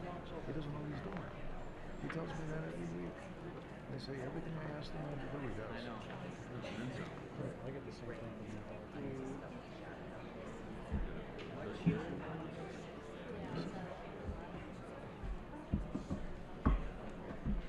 I just try to to dismiss it today. Tell him. I said, well, I don't see him. He doesn't. He doesn't know. He doesn't know. Clean this up. He doesn't do anything. Right. And I told him about it. He said, this is the first. You ever seen him here? You ever seen him? You got the last one. Drag it on the way back. He's talking about this, so he can't get a straight answer. Isn't that what he said? Oh, okay, so that's, we're up to 106, 175? Or no, that's more than that. 185. It's a $50 fine.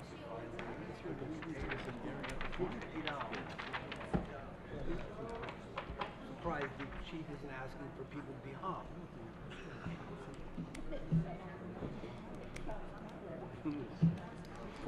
For what it's worth, this whole process is intended to make sure that we get it right. And if it takes a little bit longer, getting it right is more important.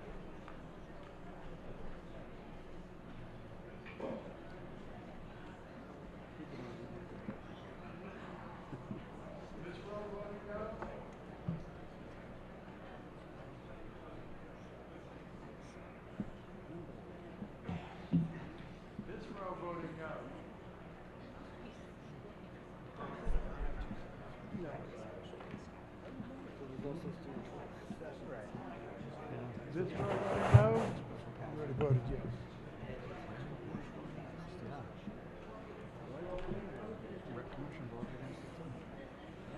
No, it's okay. Doesn't mean it. Any no's up?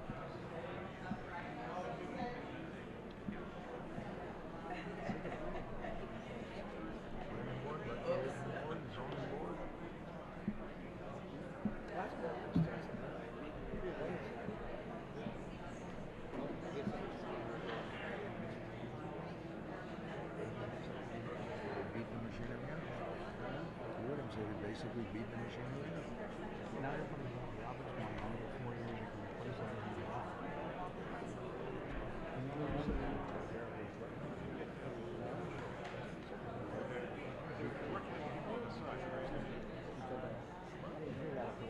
Oh, I'm sorry.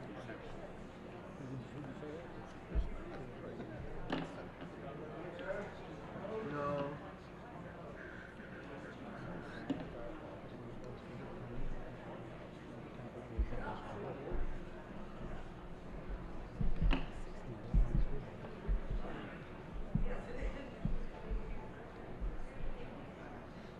Is that what you would say here?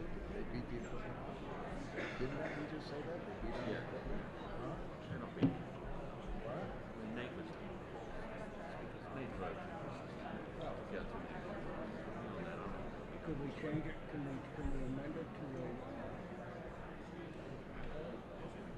I wouldn't without talking to Gary. I wouldn't without talking to Gary. You can a lot of money for that. Oh.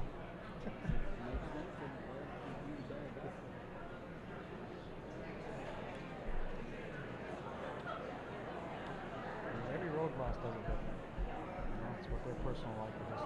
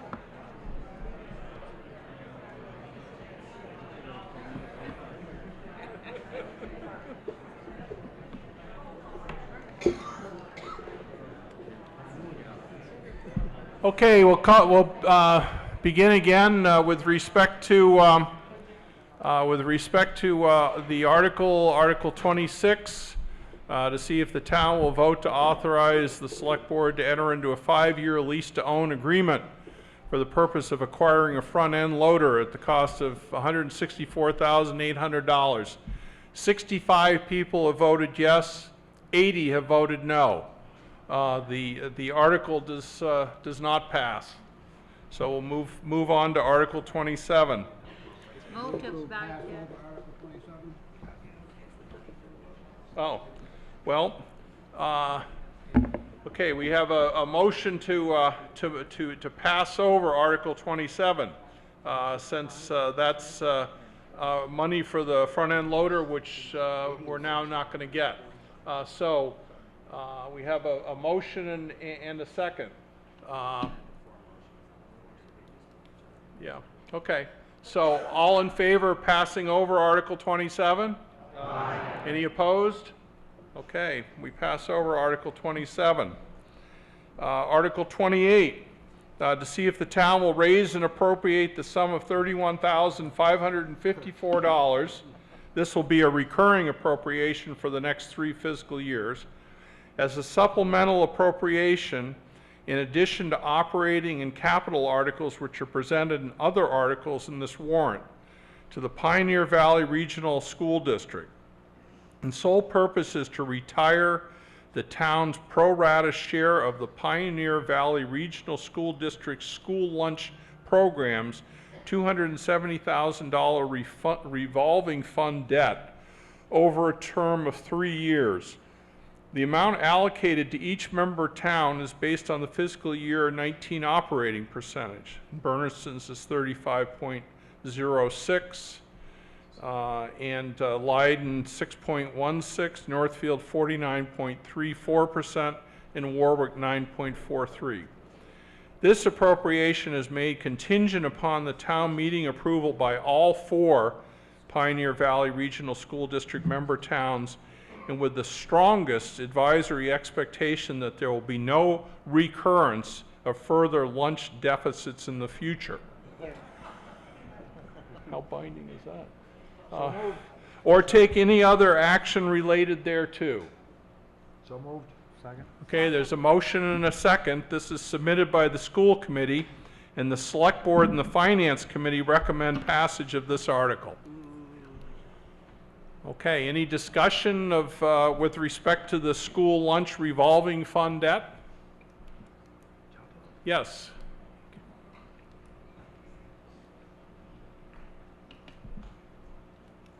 I would just like to make a motion to pass over this until tomorrow night's meeting to see what the state says, because this also is part of that deficit. Okay, there's a motion to pass over. Is there a second? Okay, there's a motion to pass over in a second. Again, this would require a 2/3 vote to pass over this article. Yeah. I just want to make it. Is this on? I just want to make it clear that passing over tonight doesn't just pass over it until tomorrow night. It passes over and it can't come up until it's on another warrant and there's another town meeting. So I just want to clarify that the motion is to pass over it and not deal with it until it comes up in a warrant in another town meeting.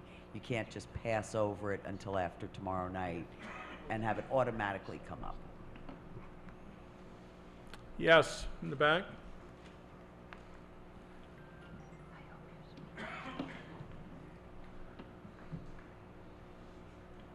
Justin Duncan, Fox Hill Road.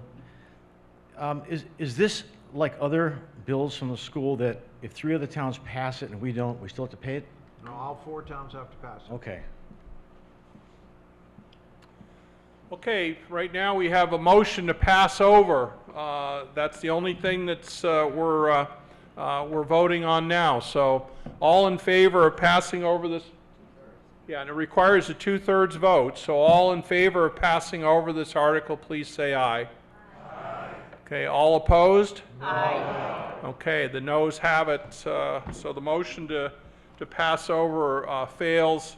Now we're back to the article itself, and we have a motion which has been made and seconded with respect to the article. Is there any discussion with respect to the article? Mr. Chairman? Yes. I would like to point out that the administration that's in charge of the lunch program has made adjustments to it.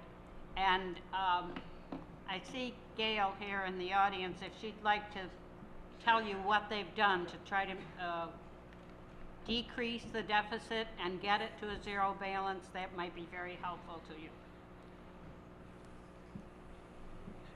Thanks. I'm Gail Healy, Assistant Superintendent in the Pioneer Valley Regional School District. And one of the first jobs that I was given 10 years ago when I joined the district was to try and do something in regards to the lunch deficit. There were quite a few schools in the district that had had a deficit in their lunch program. There were many families that owed amounts of lunch money. So I collected lunch money from people that I could. I created payment plans for those who had larger amounts and needed more time. And I also took people to small claims court. Was pretty successful in getting the majority of the money. The school committee also voted a policy that stated that children had to pay for their lunches to eat lunch. That was not something that happened in the past. We also have done online banking to make it ease for parents to pay the lunch money. We've cut staff. We've consolidated our food service programs, having them prepared at the bigger schools and driven to the smaller schools. We've taken the suggestions from the state. The audit recently this year said that the district needs to pay off this lunch debt, and I can tell you that as of now, this year, we're breaking even. Thank you. Okay, any further discussion or questions? Can I ask a question to Gail? Sure. Gail, could you tell us how much, approximately, it costs the school district in school lunches per year, the total cost?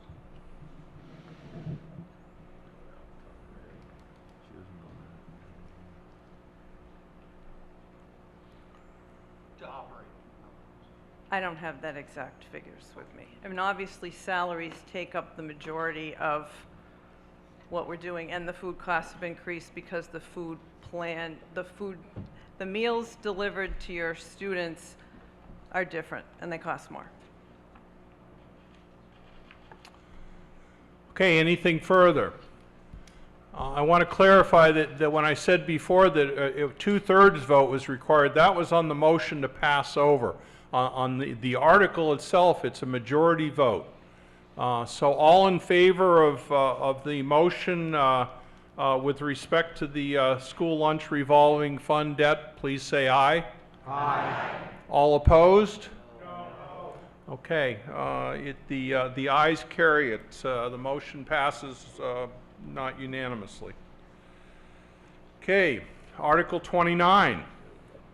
Shall the town of Bernardston adopt the following zoning bylaw to prohibit the retail sale of marijuana townwide by amending the Bernardston zoning bylaw as follows? And this calls for the Article 6 of the zoning bylaws definitions by inserting the following. Marijuana retailer, an entity authorized to purchase and deliver marijuana and marijuana products from marijuana establishments and to deliver, sell, or otherwise transfer marijuana and marijuana products to marijuana establishments and to consumers. And further, to amend Article 2, Section 2234 as follows, and that's to show under business and industrial uses marijuana retailer with an N or not permitted for each of the zoning districts, and to take any other action relative thereto. So is there a motion with respect to this article? So moved. Okay, it's moved and seconded. I want to point out this is submitted by the Select Board, a 2/3 majority vote is required for passage of this article. So just so people aren't confused, in order to prohibit marijuana, the sale of marijuana products, you vote yes. If you want to allow them, you vote no. So it's kind of counterintuitive. Any discussion with respect to Article 29? Yes, sir.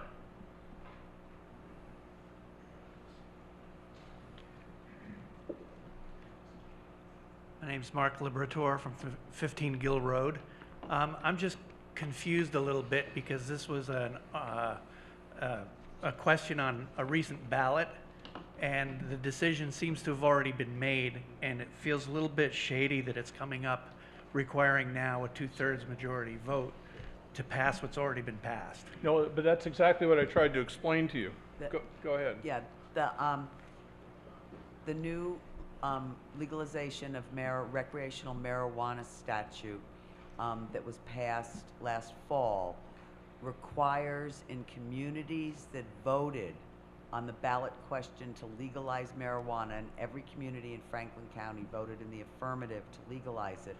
In order to then ban it after that, you needed both a ballot vote to ban it as retail sales, and you needed a town meeting vote to ban it for retail sales.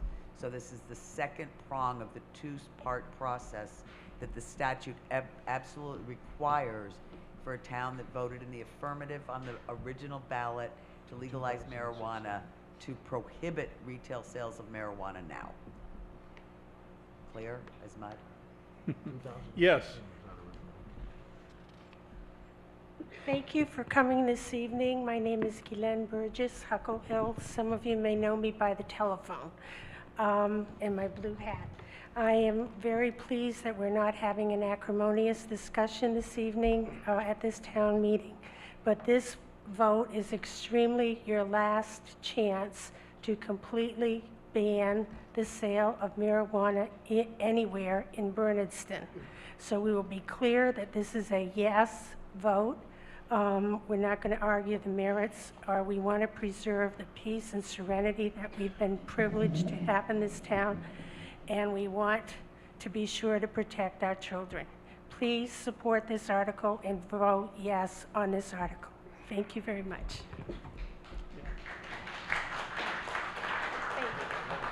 I also would like to ask for a written vote on this article, as several people have asked me on the telephone, could we please have a written vote? So I'm making a motion. I'm making a motion for a written vote, please. Okay, we have a motion relative to a written vote, and actually, let me see a show of hands at all the people who want a written vote. Okay, so I see more than 7, and as I understand it, if more than 7 people request a written vote, we're going to have a written vote. So when this comes to a vote, it will be a written vote. I just would also like to make very clear that under the I would just also like to make very clear that under the recreational legalization of marijuana statute, this does not prohibit the personal recreational use of marijuana. It will not prohibit the facility already going in from selling wholesale marijuana products. This will prohibit retail stores in your community, but it won't stop recreational personal use, which is allowed under the statute, and you can't prohibit that, and it won't stop the facility that's already going in from wholesale sales. Okay, any questions about that? Okay, yes. David Lorenz, Sawmill Lane, Finance Committee. This is not a strip mall. This is not a strip club or a refinery. This is retail sales of marijuana. It's just like beer. It's legal in this state. And what are you going to do next? You know, ban beer, burn books? let's not be ridiculous here. The town needs Okay. money, and this is a way to get money. Excuse me, we're gonna keep the discourse here civil, so, you can make a statement, but, you can't make an argument and you can't disparage the views of others. Ma'am, if you want to be heard? Okay, my name again is Charlene Cloutier from Dean Road.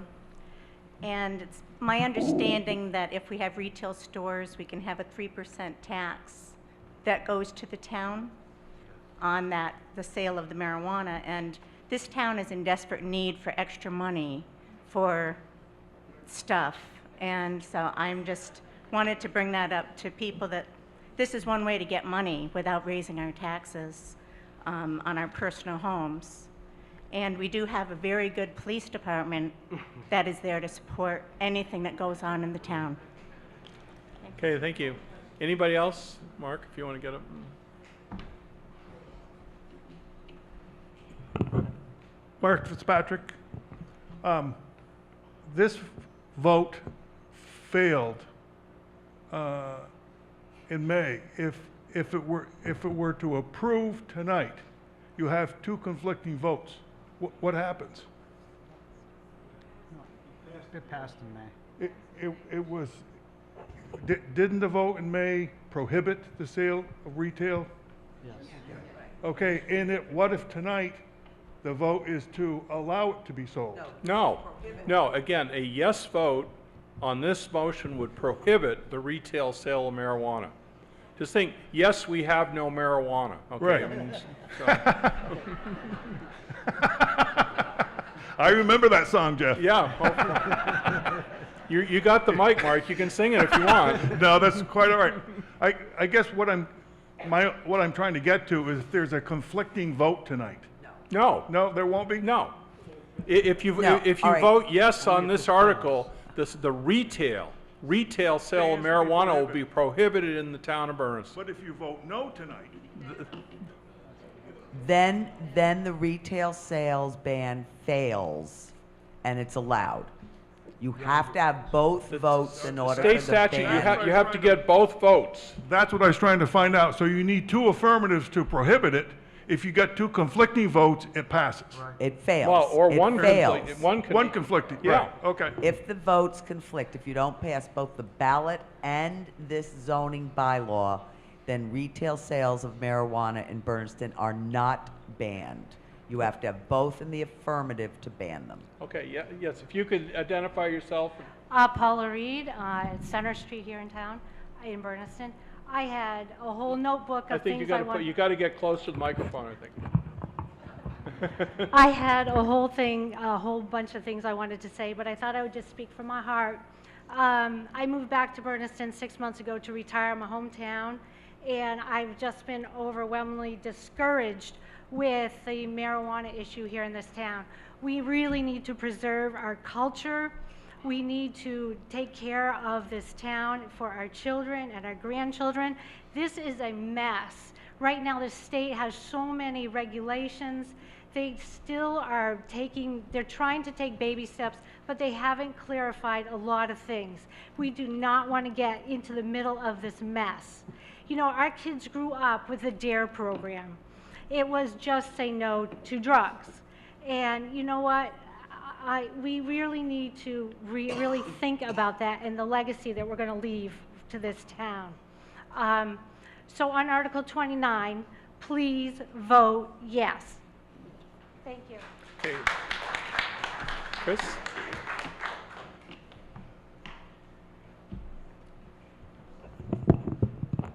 Chris Wiska, Planning Board. I do want to point out. Point of order, you have a conflict of interest. No, you address it to me. I'm sorry. I think point of order, if you're speaking on this article. Point of order. Because you work for Mr. Sandry and what is involved in this issue, I don't think that you should be speaking on this issue. No, she has the right to speak. I'm a resident of the town and I am the planning board chair. What I'd like to point out is that on Article 31, should the vote fail, this vote fail, that in Article 31, the planning board has proposed to allow, if, like I said, if this vote fails, that we have arranged on Article 31 to allow it in the EPD district and the business district only for retail sales, should this article fail. So it won't be allowed in the Center Village area. We are taking into account our community. We don't feel that it should be allowed in Center Village, and again, it would be just in the business area of town. Okay, But yes, sir. Sorry, were you done? You done, Chris? I am done. Okay, go ahead. I would just like to know Jimmy's thoughts on this. Sorry, Jimmy. I'm sorry? Oh.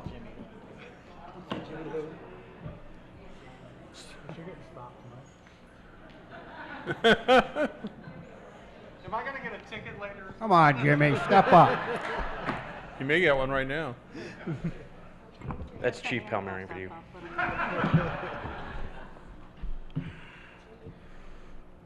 I don't have a comment to say.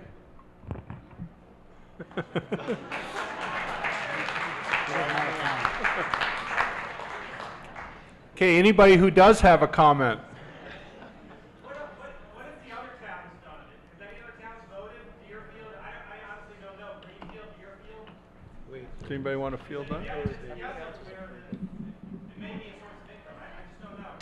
To the best of my knowledge, no other Franklin County towns have done the dual vote banning of retail sales in Franklin County to date. That's just to date, but so far I have not seen any of the other town warrants or ballots that have voted to ban it. Okay. Sir?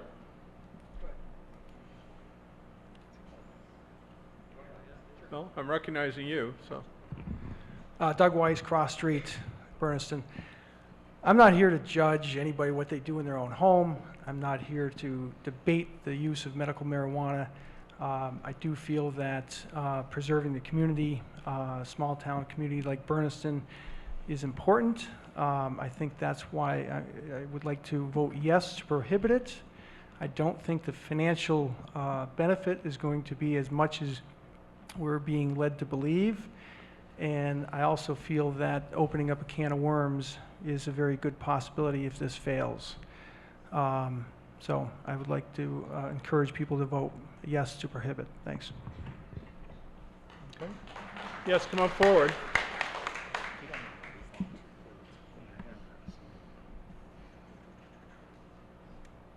Clayton Carden, Brattleboro Road.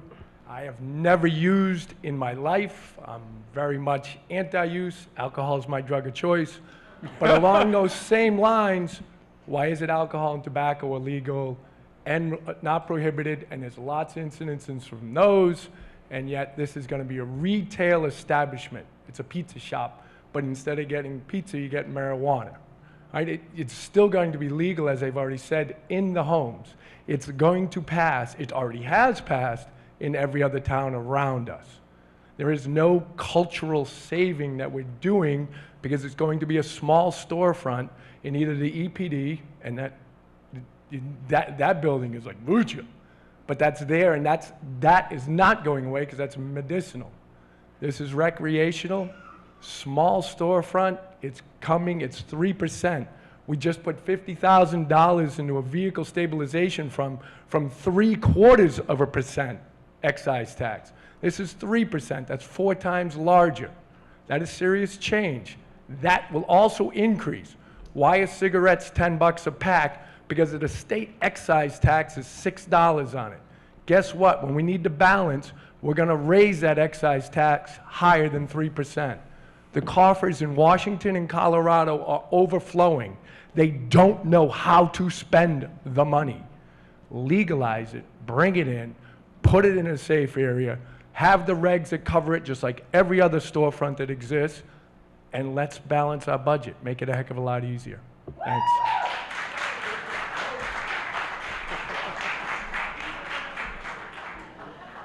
Okay, anybody else wish to be heard? Oh, okay, so, go ahead. Paula Reed again in Center Street. I brought my notes this time. Marijuana is big, big business. There's no question about it. Did you know that banks and federal credit unions are not allowed to work with marijuana businesses because they are federal institutions? And working with marijuana businesses, it's considered drug trafficking. With that said, some have figured out how to turn those bucket loads of cash into a bank. What you have to do is start a realty company. You start a realty company, you lease the land to your marijuana retailer, and they pay you in the cash because that realty company has got, the realty company has the banking capability. With that said, medical marijuana, the state is now reviewing recreational marijuana licenses. The next thing is going to be, the state's going to be reviewing potentials for cannabis cafes. Doesn't that sound lovely? Cannabis cafes are a place where recreational marijuana establishments will be able to use their product at their location. Well, one of my job that I retired from, I was able to spend a couple of weeks a year in Colorado. The last time I was there, there were smoke shops there. They didn't call them lovely cannabis cafes, they were smoke shops. And it was just these, you walk in, and of course it's marijuana, but there's every drug you could possibly ask for. That is why I am frightful that this town will be dealing with cannabis cafes. That will be the next thing on the horizon. Back to the real estate piece of it. So, all right, turn the page. Well, okay, I want to be clear, you have a limited period of time, and this isn't, you can't filibuster, so if you can sum it up in maybe a minute or so? Okay, Happy Valley. The COO of the Happy Valley is the same as the CEO of Sandry. So the realty company that, what I'm trying to get to the point is that this is a slippery slope, and people are finding a way to make a lot of money off of this, but it's not going to go to the town. It's going to cost us money and resources. If they have $1 million, if we get a recreational retail, if they have $1 million worth of sales, 3% is $30,000. Does not really seem worth the effort. So please consider yes on question 29. Okay, yes, sir, if you want to come forward.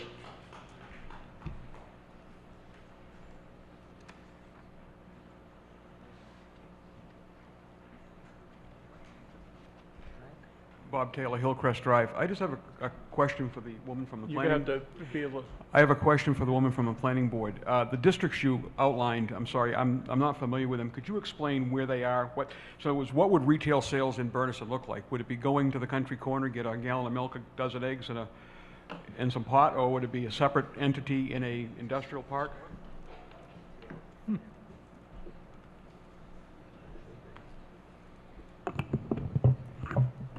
The business area is actually where Chubby Sauces is, the storage units, and the Windmill Motel. That area is zone business. The next business area is Raymond's Repair, and all the way through to the state highway garage as you're working toward town. On the other side of 91 where Kringle manufacturing plant is, that area, and the barber shop is the expedited permitting district, as well as the Sandry property and the Fox Inn property. That is all the expedited permitting district area. The only other business area is actually the steel shed property on the other side at the south end of town. So that is the extent of our business area. Mr. Moderator? Yeah, go ahead. May I make a comment? Excuse me. As a select board member, I'm not sure if I'm for this article, against this article, but I will tell you this. As a board, we have to think about what's going to happen down the road. And one of the things we know from listening to Colorado and other places is that they've had an increase in fire calls, they've had an increase in police calls, and that costs money. They've had to add some fire department people, some police department people. My point is if knowing that all the towns around us are going to allow this, and knowing that our residents are going to go to these other places and buy it and bring it into our town, we're going to have the same issues with medical calls, fire calls, police calls, and if we had a chance of maybe getting 3% on the sales of it, maybe that would help offset some of the costs. I know it's a hard sell, and it's against everything that I've ever thought of, but it's a reality, and it's here, it's going to be here, and I just think we need to get prepared and prepare ourselves on how we're going to be able to come up with the money to solve the problems with the police and fire. Okay, Town Council? I would also point out that under the statute and under the regulations, there's absolutely required, if there's a retail establishment in Bernardston, there has to be what's called a host agreement between the town and the facility. The town may establish an impact fee, and that impact fee is based very specifically on just the things that the select board was just discussing. As long as you can justify the costs, and a lot of the towns are looking at the increased costs in towns in Colorado and Washington State, and you can justify those, then that is the impact fee that the retailer will have to pay to the town in order to sign the host agreement. Then the host agreement has annual sums that go to the community over and above the 3% and over and above any real estate property taxes the retail store would charge. The other thing that I think is important for you to realize is the Cannabis Control Commission will not allow an applicant to basically apply for a retail sales store in a general store, in any kind of retail establishment like that. They must be singular, they must be set apart, they have to be at least 500 feet from the nearest school, the nearest daycare center, and other facilities of that nature. And the town can in fact pass zoning bylaws that make it much more restrictive, like Chris has suggested, of putting it in the ED district and the expedited permitting district and in the business district. So whether you vote for it or against it, that's not an issue for me. I just want to make sure that everybody's very clear that the state is got 109 pages of regulations that any retailer must meet in order to get a permit and to have an establishment, and they're very, very exhaustive. So it's not like there isn't extraordinary amounts of control on the state level, and you can add controls on the town level as well. Okay, anybody who hasn't been heard? Yes, sir. Yeah, thank you. Jack Killeen. You know, I don't begrudge anybody the right to do what they want, privacy of their own homes, right? But I think about, take the business district that was mentioned over by Steel Shed. There's a creamery over there, ice cream place. It sends a long message to the kids to look at that building and say, oh, you know what that is? And that sensitizes the kid to that kind of activity as he gets a year or two or three older. And I just don't think it's the right message to send, regardless what the other communities are doing. Okay, yes, ma'am, in the back.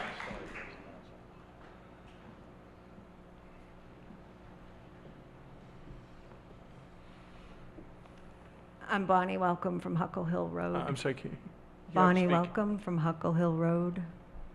My question is about this chart on page 11, the business industrial uses.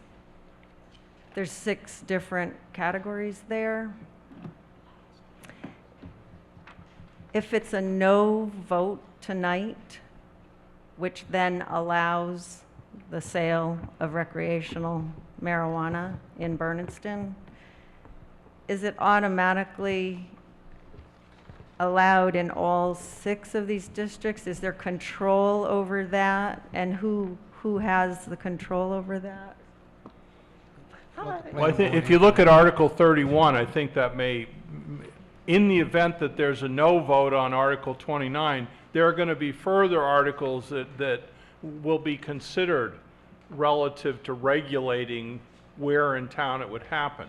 So the townspeople would have the opportunity at that point to Yes. be heard on where it would be allowed? Right. In Article 31, we would have that discussion if it gets to that point. And the planning board would make the final decision on? No, we would make the final decision. Who's we? The town meeting. On where an establishment could be located? Right. Okay. Okay, does that answer your question? Yes, thank you. Okay, unless somebody has something that hasn't been said before, we don't need to rehash this again, if you'll excuse the pun. Yes, is this something new, or? This is just a question. It's my understanding that the Happy Valley Compassionate Care Organization is a nonprofit, and I may be in error, but do nonprofits pay taxes to the lawyer? What is the situation Do you about? understand the question, Happy Yeah, I'm Val- not clear how it's relevant, really, to what we're about to vote on. Well, if it's a nonprofit and the nonprofit doesn't pay taxes, how are we getting this so-called 3%? That is the question. Okay, first of all, we don't get the 3% out of Happy Valley because they're not a retail sales establishment. They're a medical marijuana establishment. And second of all, you're right, they're a nonprofit. They don't have to pay real estate tax, but through our host agreement, they've agreed to pay real estate tax. So we're going to get a real estate tax out of them. And beyond that, if there's anything that is a cost to the town because of their establishment, they will pay that as well.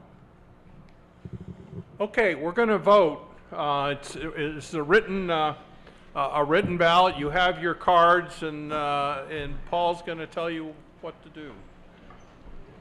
Okay. This is A. Yep.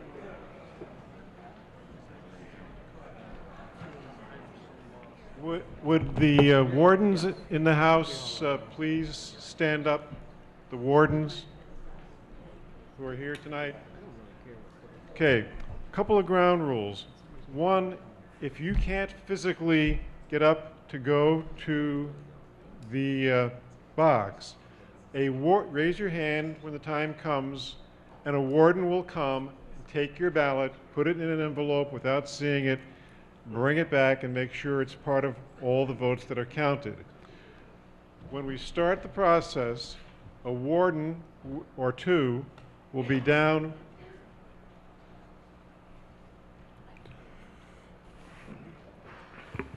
here, one on either side, and they will have you hold up your arm to show your armband, and then you will pass through, cast your ballot, and if we happen to have a second paper ballot, you need another ballot. You're using ballot A, you cast it, you don't cast it, whatever, then you get a ballot B. Does that make sense? Okay. Okay, let's be clear though one more time. On this article, if you do not want retail sale of marijuana in Bernardston, you vote yes. If you do want retail marijuana sale, you vote no. So just be clear as to exactly what you're voting for or how you're voting for it. All right, so, we need somebody to, And 2/3. Requires a 2/3 vote. okay, so we're going to start, Bob, go in the back, one row at a time, let them come down. We're going to go one row at a time. Bob Lively, Warden, is going to guide you One row, come out, come around. Next row, come out, come around. It moves very quickly if everybody stays in order. And so the man with the baseball hat will tell which row to come down. So we're going to work our way down one row at a time.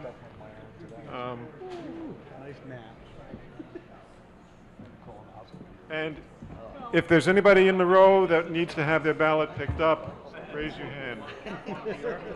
Yeah. Right, sorry.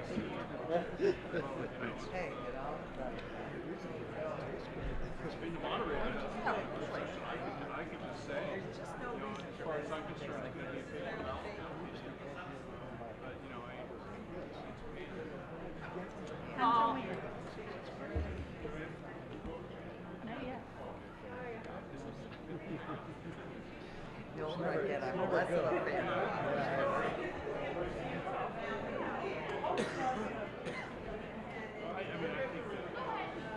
No, I'm looking for your bracelet. Very good. You qualify.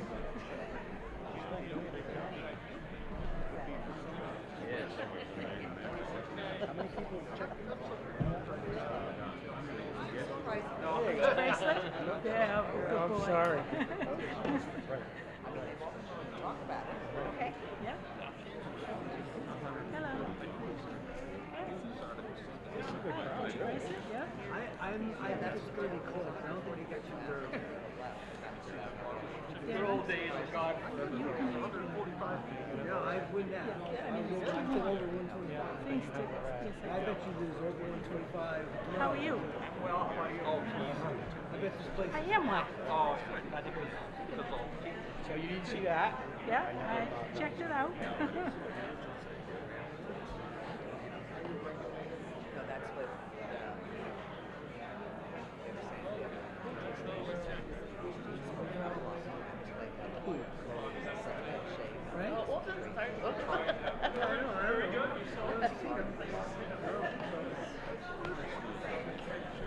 Oh, yeah.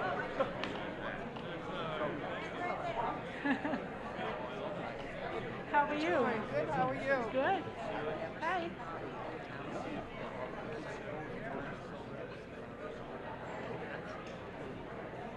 Sneak in front of you, if that's okay?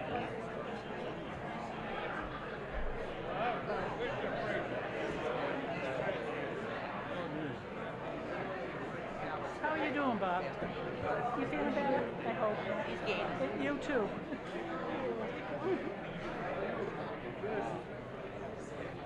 How are you holding up? Where's your bracelet?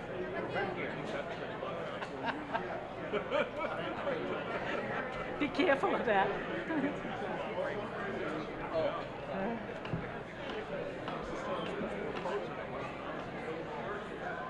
Hello. Be in line too.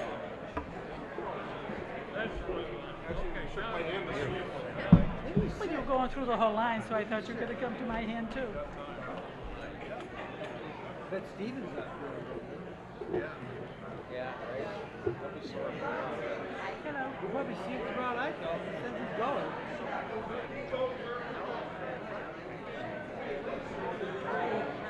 Hi, Gene. How are you? Hello, Frank. Hi. Mrs. Frank. This is in New Jersey, working for Ariat.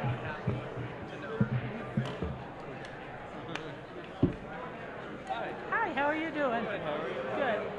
Darren's up back there someplace. How are you? This is the most we've had.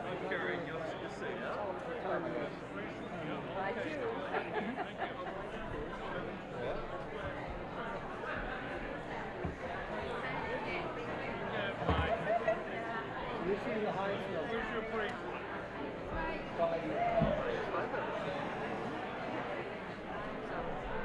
That's a small number compared to how many. Yeah, it's 1,400. There's 1,400 registered voters.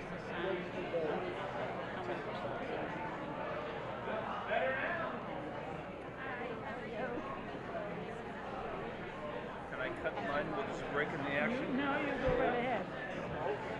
Yeah, we're all ready. We're all ready. How are you? I'm sorry? They haven't sent them down yet. There's more coming.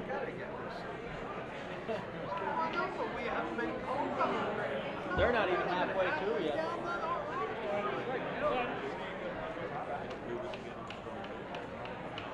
Now they gotta count them.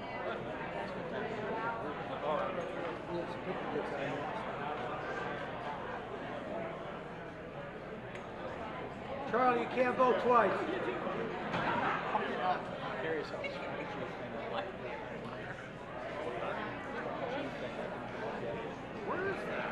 It's like that's 32 or strong sheet. That didn't even come up yet. Yeah, 33. Oh, yes.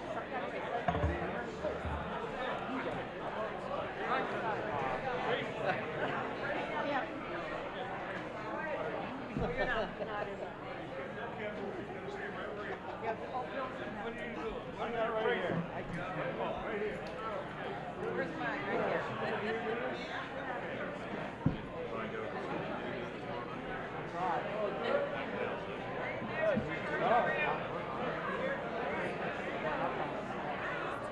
Hi, neighbor. Hello, hello. No. When we're done, we call. He doesn't want to have to go to work tomorrow. He gotta stay later. Hi, Ken.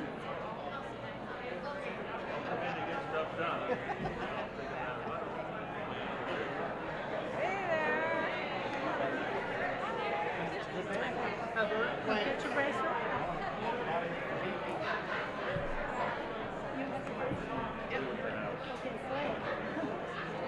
What is beef? Hi. Straight ahead. Hey, Mr. Dutcher. Mr. Dutcher. Who's not paying attention? Can he hear you? Jack Dutcher, please come to the office. Hey, George, you can only vote once. Tell my husband I said hello. So for now.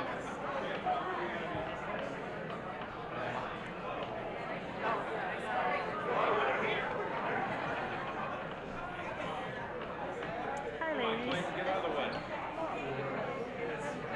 Hi, Greta. Polly did a good job. No, it is Polly. You spoke well. But you know what? I have to go to the doctor. And he has to give me a prescription. I know a blood sugar. And I know That's right, I might feel like I feel different today. Stan's voting. Stan's voting, he's voting.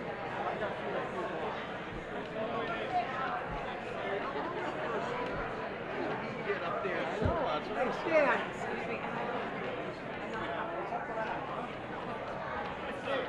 The good thing is not the carrot, right? Very bad.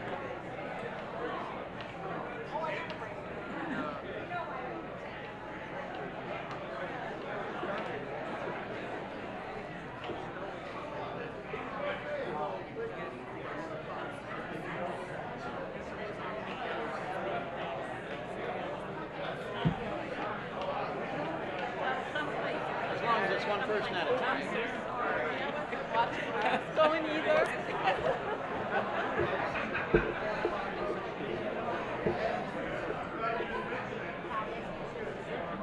We'd like to take another spin. That's what I'm hearing out there.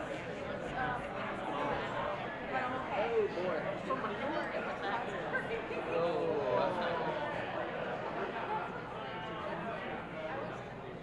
That would be a mess.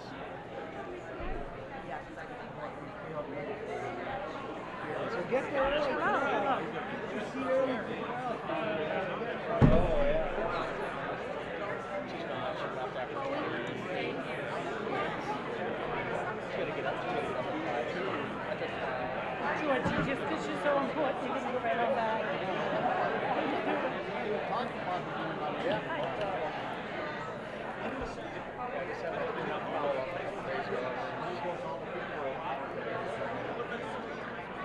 Yeah, basically.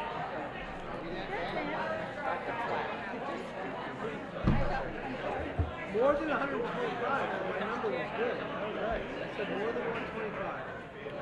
Oh, yeah. Most I've seen, like, finance. Can't imagine.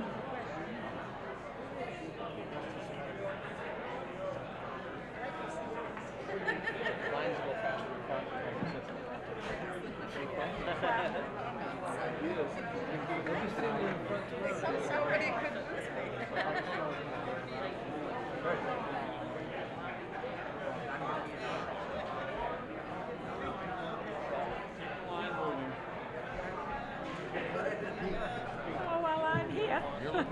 Thank you. We're getting close to closing the polls, so if you haven't voted, whatever aisle you're in, get in line. Not what they're selling. So I definitely know. Russ, you're okay?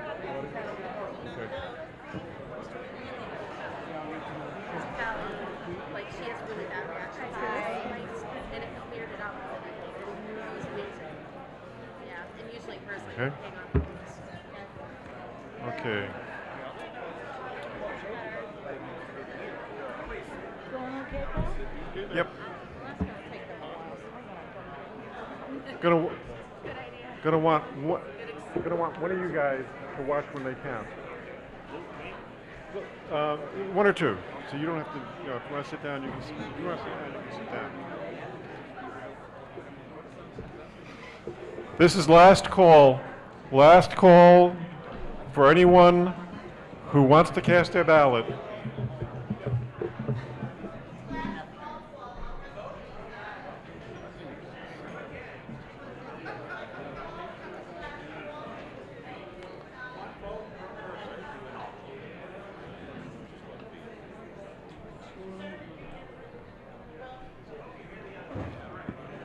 Have all the votes been cast? Have all the votes? Okay, then that's why I'm saying, asking. Everybody up there voted? And everyone else should have a B ballot. If you don't have a B ballot, let us know. B, the letter B. Some of them are green, some of them are white, but it has the letter B. All right, then, Mr. Moderator, I'm declaring the polls closed, and we're going to begin counting. Okay. Everybody's voted. Okay.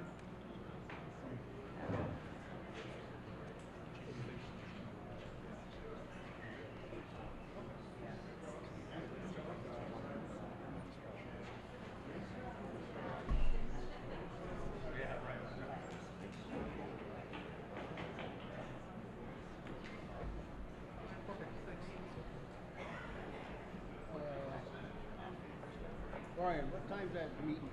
6. 6. Meeting. No, yes, that's there's two Brian's. Sorry.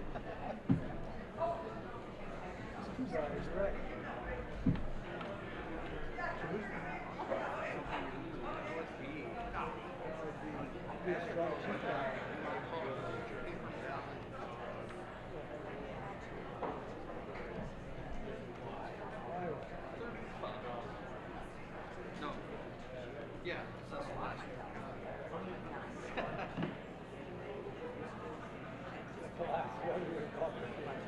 I just need to set my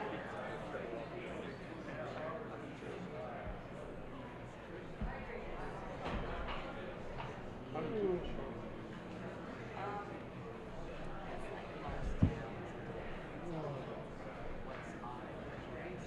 can't believe the law. Wait, so we get 2/3.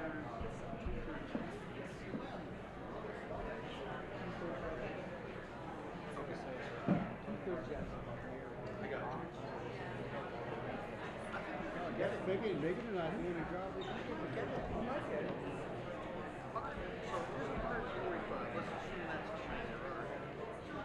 That's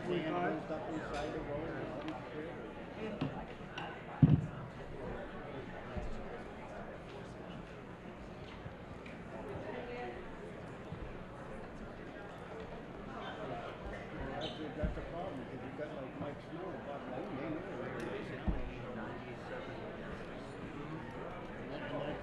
You might get 19. You hear what the number is? No, I don't care one way or the other. I go with Trump. I'm moving forward, right. I'm not gonna battle with you on that. What are we gonna say to these people that we want to? Huh? What is it? What was the number?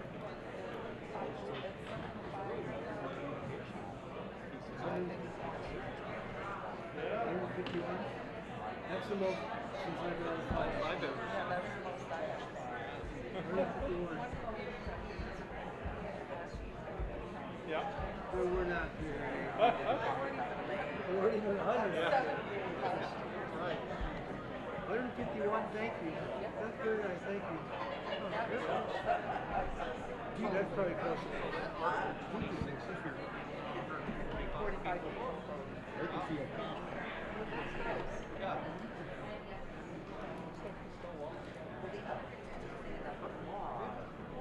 Yeah. Nice. That's talking. No. No, you didn't. You just said no. You just said no. Right. Recreational. I don't think they've done it. Well, no. But you know, Indian market. Well, it's funny because so many of us.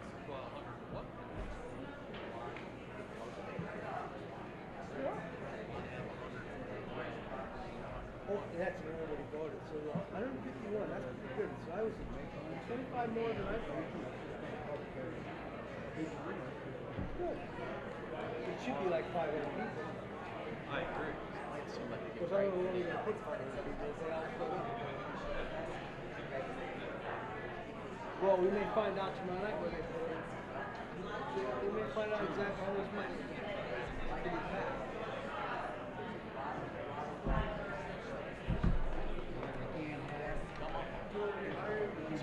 So this doesn't pass, then Oh yeah, if it does pass, then we can skip over. I don't know if there's no sense to do it, maybe do the zoning thing on 32, so we skip over that. And then let's try the chief, hopefully we'll be retired.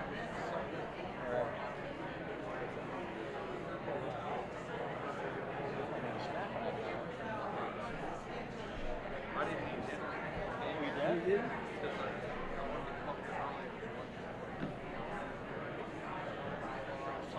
Oh, yeah, I saw a bunch of pictures of that.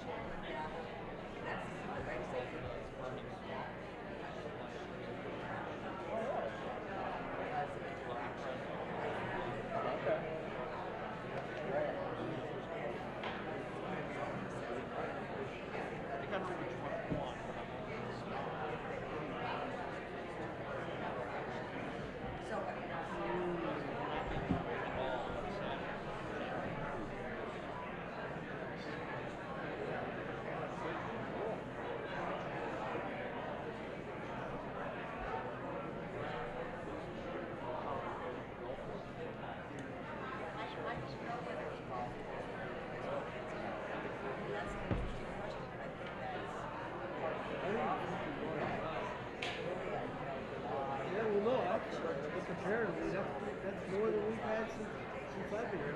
This is my fifth year. Fifth town meeting. I think fourth or fifth. Shit. Fifth. Sixth. You've been on five. Yeah, fine.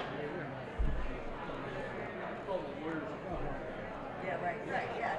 Right, exactly.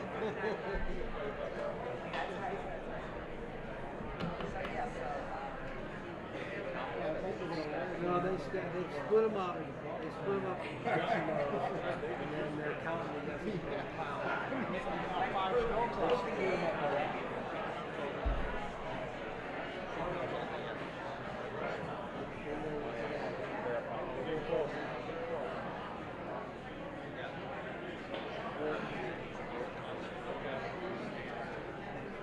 manager looks like he's actually doing something productive.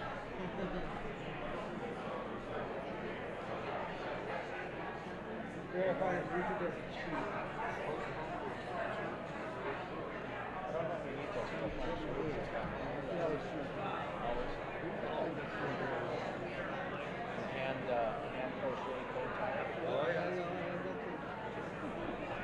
We wouldn't be Luther without either one of both of us. And when he leaves, we're going to have trouble because he's dedicated public service. He goes way over and above what we're paying. I don't. That was on the ballot. Oh, that's right. Yeah, he's a dedicated public service. We can stay. We can lose the day.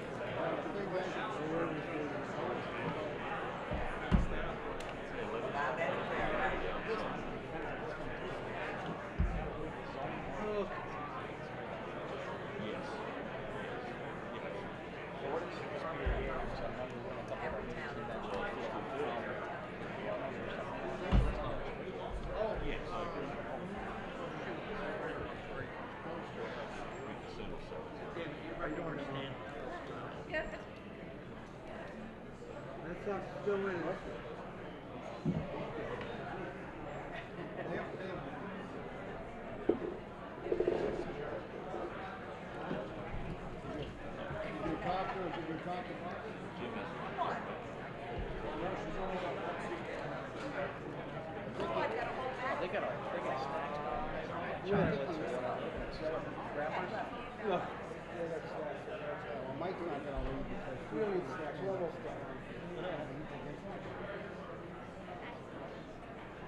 That's all right, Jay. You didn't get the big snack. It's not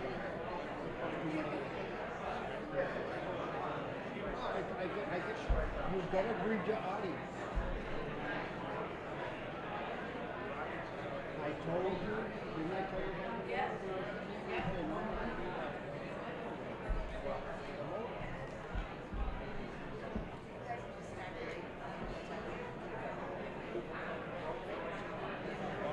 He's right. He's right. He comes.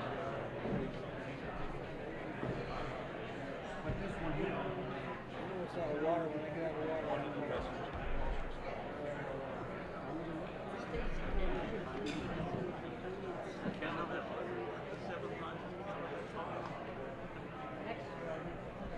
Yeah. You know, the state has to give somebody a retail marijuana license first. They're only going to give out a certain number. It doesn't mean anybody who wants to convert it to get one.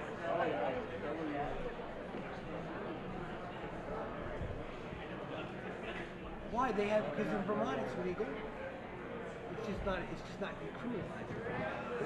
There's no, they don't arrest, they don't prosecute anyone for marijuana possession. They don't have stores. Well, that's what I get.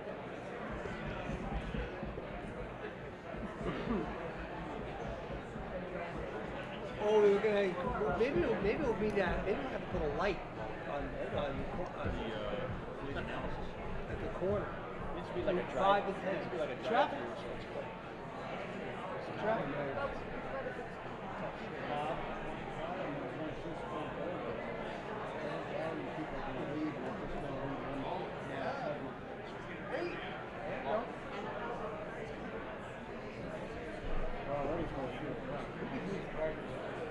How many phones do we have? Anybody know? How many phones do we have? There's 140 at the start. Those kind of count down because there's no weather. It's not going to happen. The kids aren't staying here. They're down to school and move on.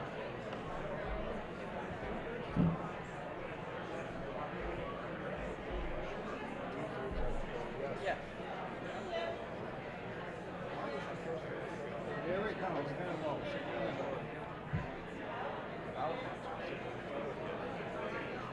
Unless he aged in the past 10 minutes.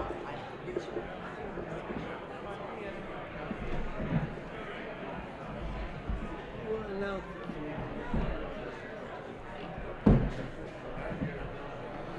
What is it? What's that zoning? Oh, yeah, well, I guess so 30 or 31 is kind of. Yeah, that's good. I'm sure that'll pass, no problem. I mean, this is the only time that I know. Can't lift up 2 yeses. Right? So you don't have equal voting. So it's 104, 2/3, and 175.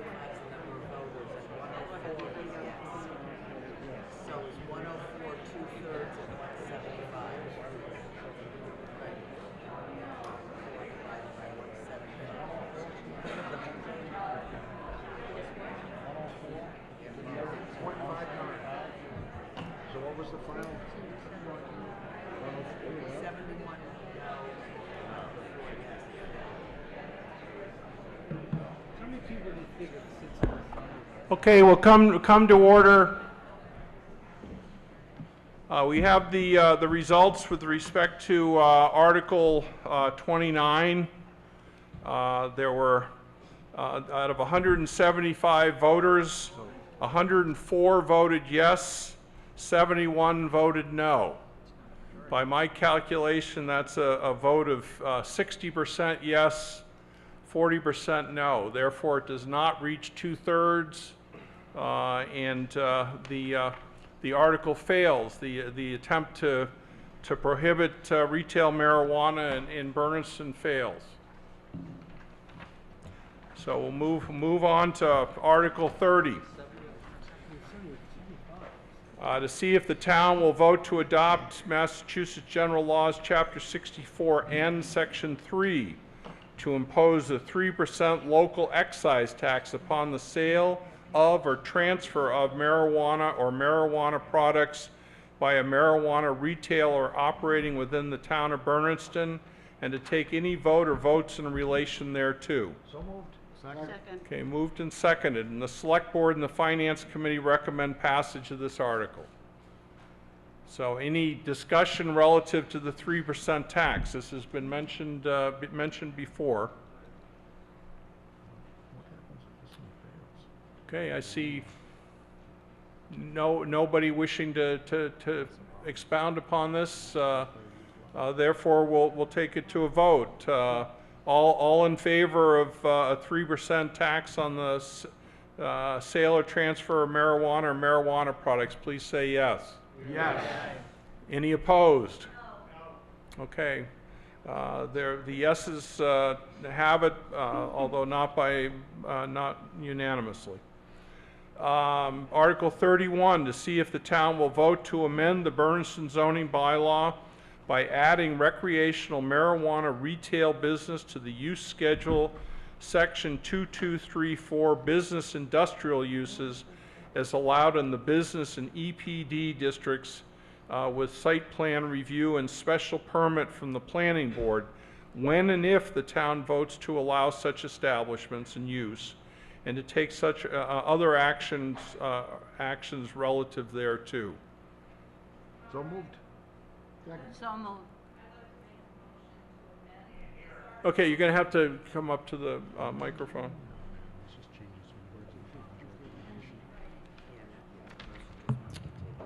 Chris Whisk, I'd like to make a motion to amend this article. Second. Well, I guess you have a clean slate, whatever you... Basically, what I'd like to do is remove when and if the town votes to allow such establishments in use. And I would like it to read, to see if the town will vote to amend the Bernardston zoning bylaw by adding recreational marijuana retail business to the use schedule, Section 2234, business industrial uses, as allowed in the business and expedited permitting districts, with site plan review and special permit from the planning board, or take any other action relative thereto. Okay, and there's a second with respect to that amendment? Second. Okay. Okay, so we have an amended motion as read. Any discussion relative to that motion? Can you stand up and to go to the microphone, please?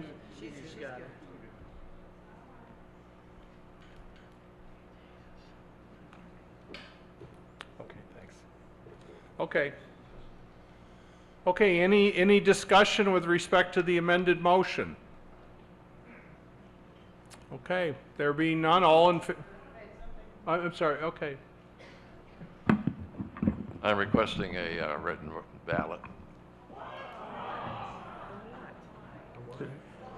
Is a request for a written ballot. Is anybody joining that request?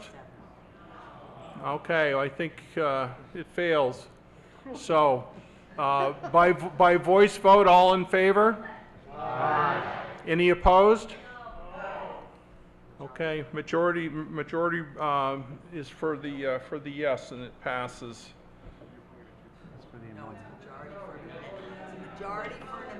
This is for the amendment. So now we vote on the. Is there any discussion now that we've had the amendment? It's Yes. 2/3 vote relative to the passage.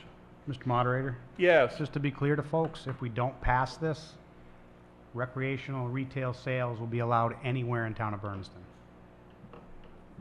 Okay? So this restricts where it can be sold if we pass it. If we Okay. do not pass it, it can go anywhere in town. Okay, yes.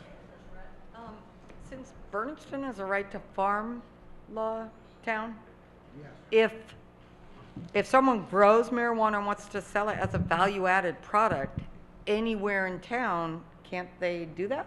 A value-added product, something yeah? Oh, yes. Oh, I'm sorry, it's not up to me. Yeah, go ahead.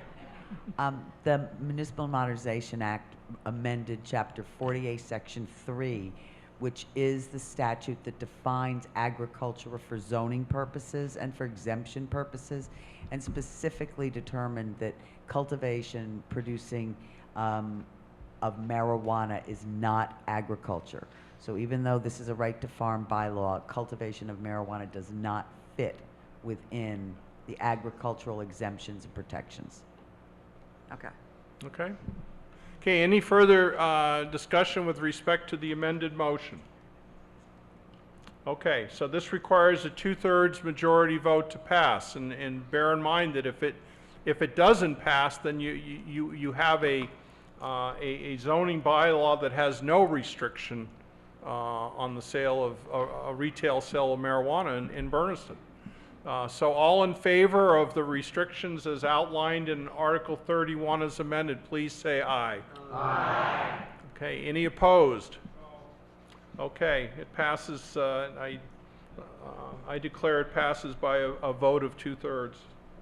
Article 32, to see if the town will vote to amend the open container bylaw by replacing the wording in Section 2 and Section 3 as follows. 2, no person shall smoke, vaporize, ingest, or otherwise consume marijuana, medical marijuana, or Delta-9 trihydrocannabinol.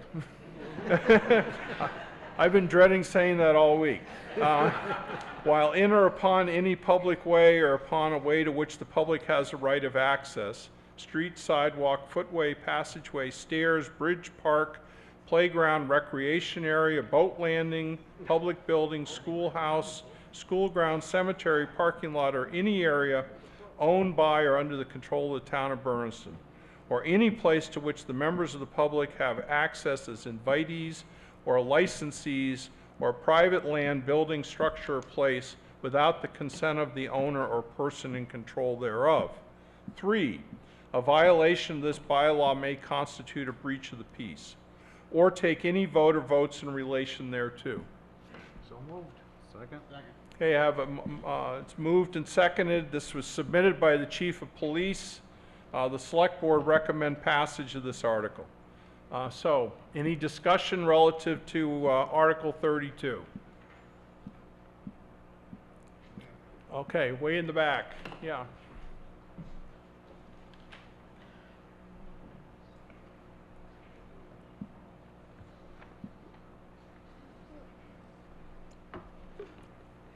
Anne Marie Mallon, Huckle Hill Road. I have a comment and a request. The comment has to do with the inclusion of medical marijuana in this article. Medical marijuana is a prescription drug. It is prescribed carefully and legitimately by a doctor to deal with an individual's health problems, just like any other drug, prescription drug, that an individual takes to deal with that health problem. You might have to take one, that individual might have to take that drug in any of the places that have been named here. We don't have any prohibition on someone dealing with pain or dealing with a health problem by taking a prescription drug anywhere in public or in private. So my request is to amend this article and to exclude medical marijuana from this article. Okay, so we have a motion, motion to amend. Is there a second? Okay, I have a second. So with respect, we're voting now with respect to the motion. If you, excuse me, if you put that in writing, we need something for the record as exactly how you've amended it. So my understanding is that you are, what, deleting the words medical marijuana? And otherwise it's exactly the same? Okay. So any discussion relative to the amendment? Okay, well, we'll vote now. This is only on a question of whether we're going to amend the language to delete the words medical marijuana.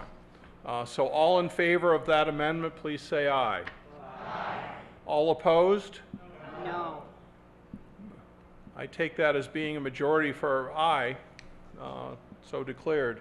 So the article is, the motion is amended to delete the words medical marijuana. So now returning to the motion as amended, is there any discussion relative to the open container bylaw, section 2 and 3, as written here with the deletion of the words medical marijuana? Okay, yes, sir. Yeah, what does the breach of the peace entail? What is that? Is it fine? Is that, gives you a ticket for breaching the peace and that's it? Or what does that entail? Donna, you want to field that one? Get Jim up there. It's right in the bylaw. It's right in the bylaw. The penalty for any violation of the provisions of 1, 2, and 3 shall be for a fine of no less than $50 and no more than $100. Okay. Does that answer the question? Okay, anything else relative to this? Yes, sir. Does this replace the existing bylaw language, or is it just add on to it? No, it says by replacing the wording in sections 2 and 3 as following. Yes, it includes it in paragraph 1.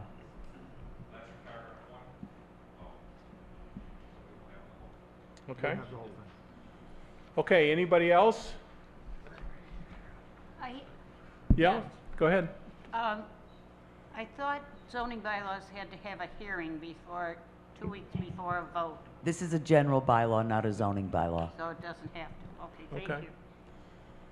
Okay, then I'll call the question on the motion, motion as amended. All in favor? Aye. Any opposed? No. Okay, the ayes have it. The open container bylaws, sections 2 and 3 are replaced as indicated with the deletion of the words medical marijuana. Okay, Article 33, to see if the town will vote to adopt Massachusetts General Laws, Chapter 48, Section 42, the strong chief so-called system of leadership for the fire department, effective July 1st, 2018, or take any vote or votes in relation thereto. So moved. Okay, moved and seconded. This is submitted by the Select Board, and the Select Board recommends passage of this article.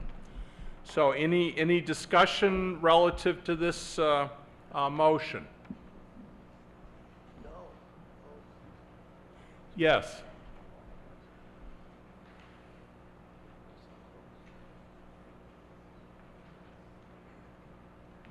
Lance Barton, Brattleboro Road. I'm on the fire department, it's been on for, I would think, 20 years. Just to let you know, I'm against this. This is a volunteer fire department. We took a vote amongst ourselves with the engineers. Out of there was 11 of us there. 7 were against it, only 4 for it. So if you want the fire department to stay the way it is, please vote no.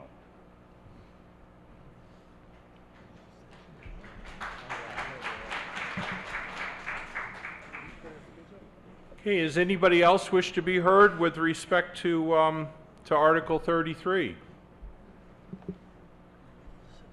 Okay, we'll have the chief and then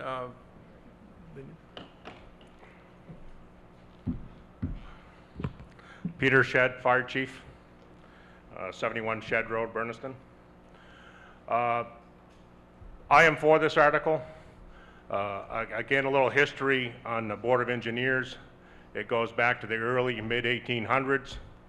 There's only like 7 or 8 towns left in the state that still operate this way. It's a very old, outdated law and way to run things. Right now, there's only 2 in Franklin County, Bernardston and Gill. Gill, in the last few years, had a survey and services done for the town. It was one of the high recommendations from the company doing the survey was to get rid of the Board of Engineers. Again, the service is not going to change. It's just going to be the administrative operation of the department. It's basically going to let the firefighters be firefighters. It's going to let the chief and the administrative people take care of the administrative duties of the fire department. Hopefully this will make a better plan, give the tools and support for the officers and firefighters to do their jobs. Any questions?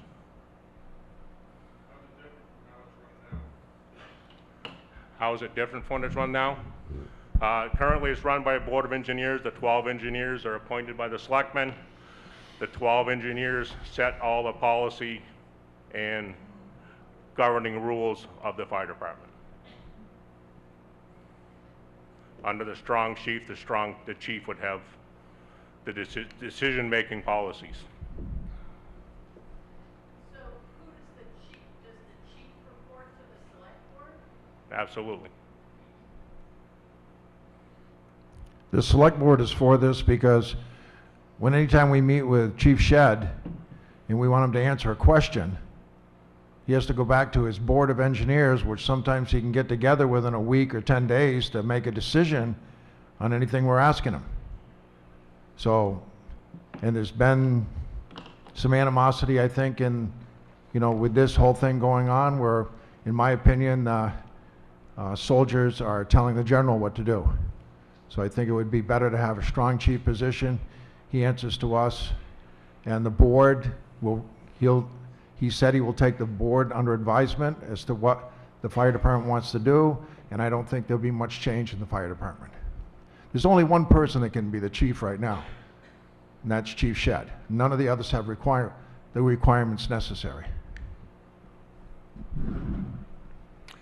okay, anybody else? Yes.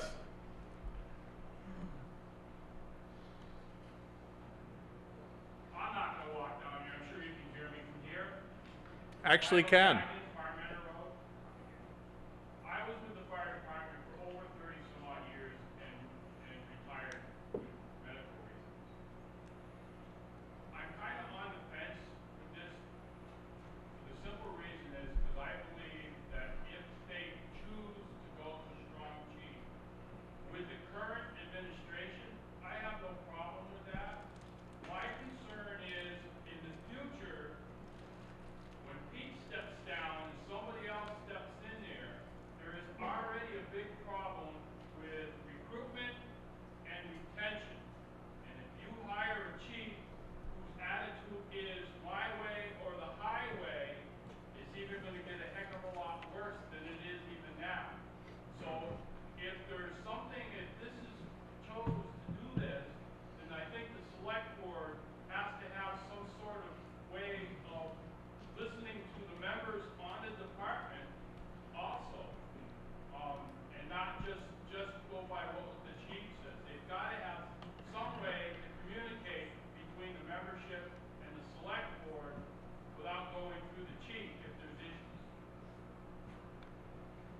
Okay. Okay, somebody before in the middle wanted to say something. Do you still want to? Okay. Yes.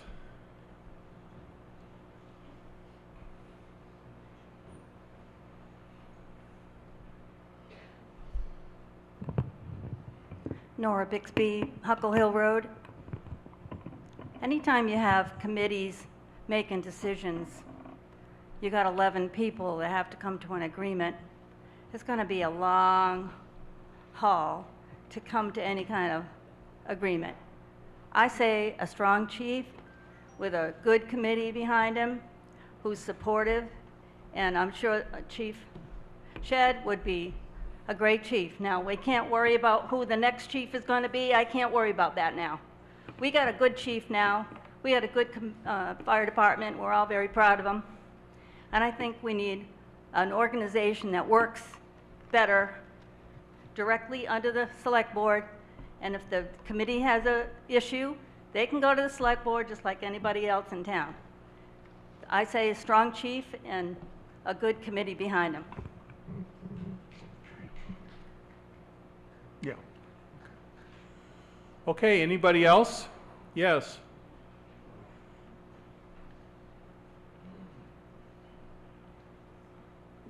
Nancy Bordeweek, Library Street.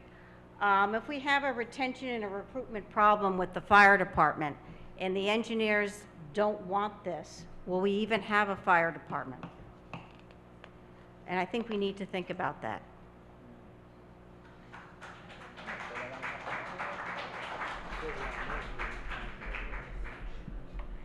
Okay, anybody else wish to be heard? I'm sorry. Okay, in the back.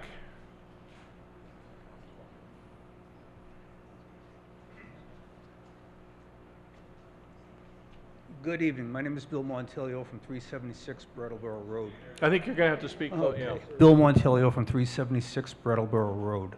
I would like to just clarify the point, because I don't think it's quite been spelled out this evening, is under the current arrangement with the Board of Engineers running the fire department, the chief is actually elected by the Board of Engineers.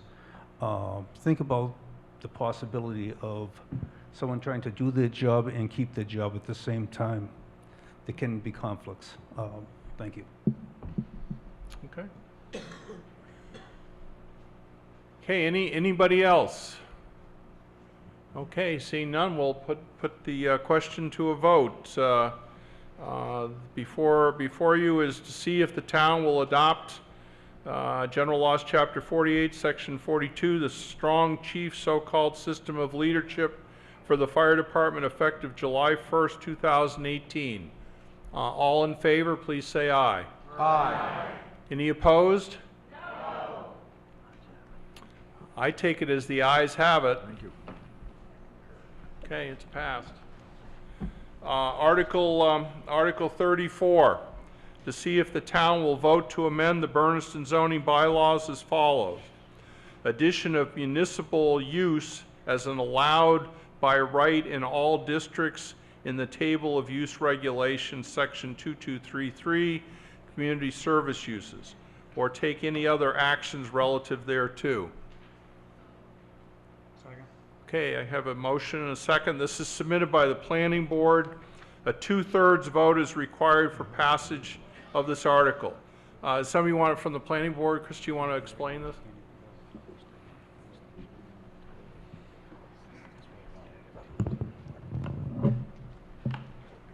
It came to our attention that when the fire department was looking to do a new building, that there was nowhere in our zoning bylaws that would allow a municipal use, a fire station. It's not in there. So in order to make sure that for the future, any municipal buildings, even if it's a new school or a new town hall, any place in town, we can build a municipal building, and it would be a town building, a town-owned property.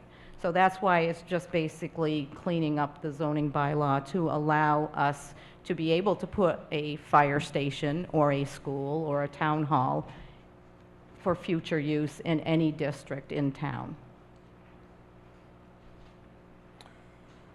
Okay, anybody else? Any discussion, questions? Okay, seeing none. All in favor? Aye. Any opposed? Okay, it carries unanimously. Article 35, to see if... Moderator, I move that we... Huh? Article 35, I move that we use it as printed on the warrant. Works for me. Okay, to see if Article 35, to see if the town will vote to amend the Bernardston zoning bylaws as follows, and then what's written on the, written on the warrant. In other words, he doesn't want to listen to me read it. Okay, I agree. Chris, do you want to maybe walk us through this? Without reading the... Did they get a second? Yeah, actually, do we have a motion? Okay, we have a motion, a second. Getting tired here. So the planning board and the zoning board actually at times need to do site plan review for any new projects that come into town. And in doing some of the projects recently, we realized that there were some criteria that we really needed to put into our site plan review process so that we don't miss any details that might be overlooked. So that's why we are proposing some new wording in the bylaw and basically just adding extra wording and adding odors, because odors became an issue, not yet, but it was raised. And so that's what the underlined wording is, addition to those bylaws. We also are adding a section for solar installation, so that you can read through that. Basically, just because we are a green community, we're trying to stress that it would be nice when new construction happens that perhaps the owners can look at doing some green construction or some green solar work on their homes or businesses. So that's basically it. Okay, yes.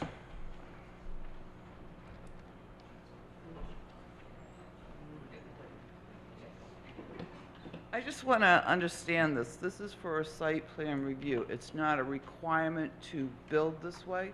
Correct. Okay. Okay, any other questions, discussion?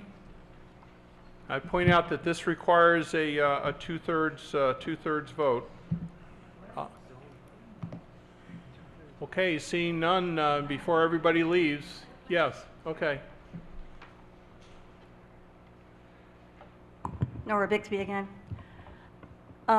Is the new building on, what is it called? Route 10? Is that a green building? Is there ability to put solar panels on that building? Is not required? Is not required? Yes, sir.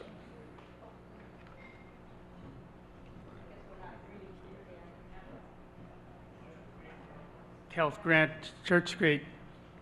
I'm wondering if this zoning change would conflict with the right to farm law statute. Well, because of odors, for example, or any other vermin that may come up that are generated from a farm.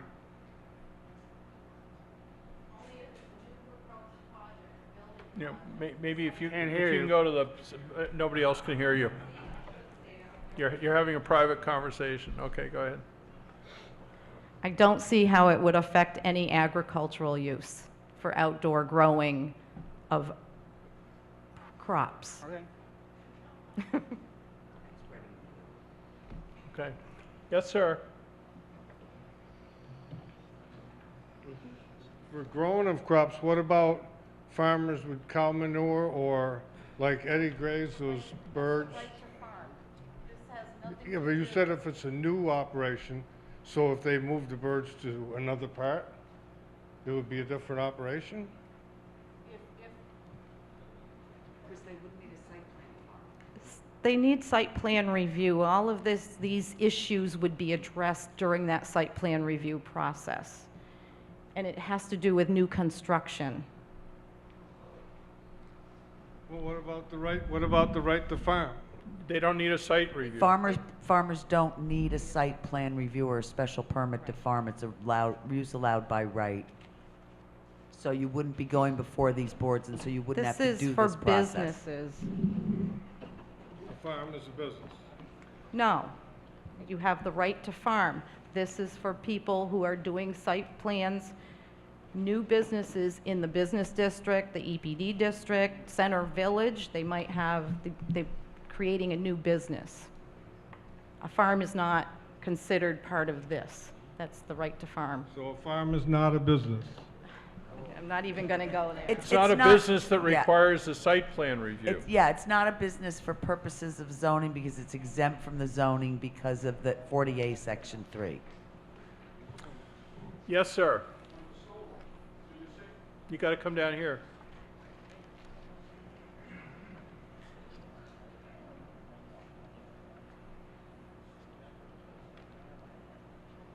Question and a point of clarification. The solar does not apply to residential. Is that correct? The solar as it's written here? Thank you. Okay, anybody else have any questions about this? Okay, once again, we need a two-thirds vote. So all in favor? Aye. Any opposed? Okay, I take it that the vote was in excess of two-thirds and therefore passes. Okay, I'll entertain a motion to adjourn. So moved. So moved. Second. Okay, we have a motion second. All in favor? Aye? Okay, thank you.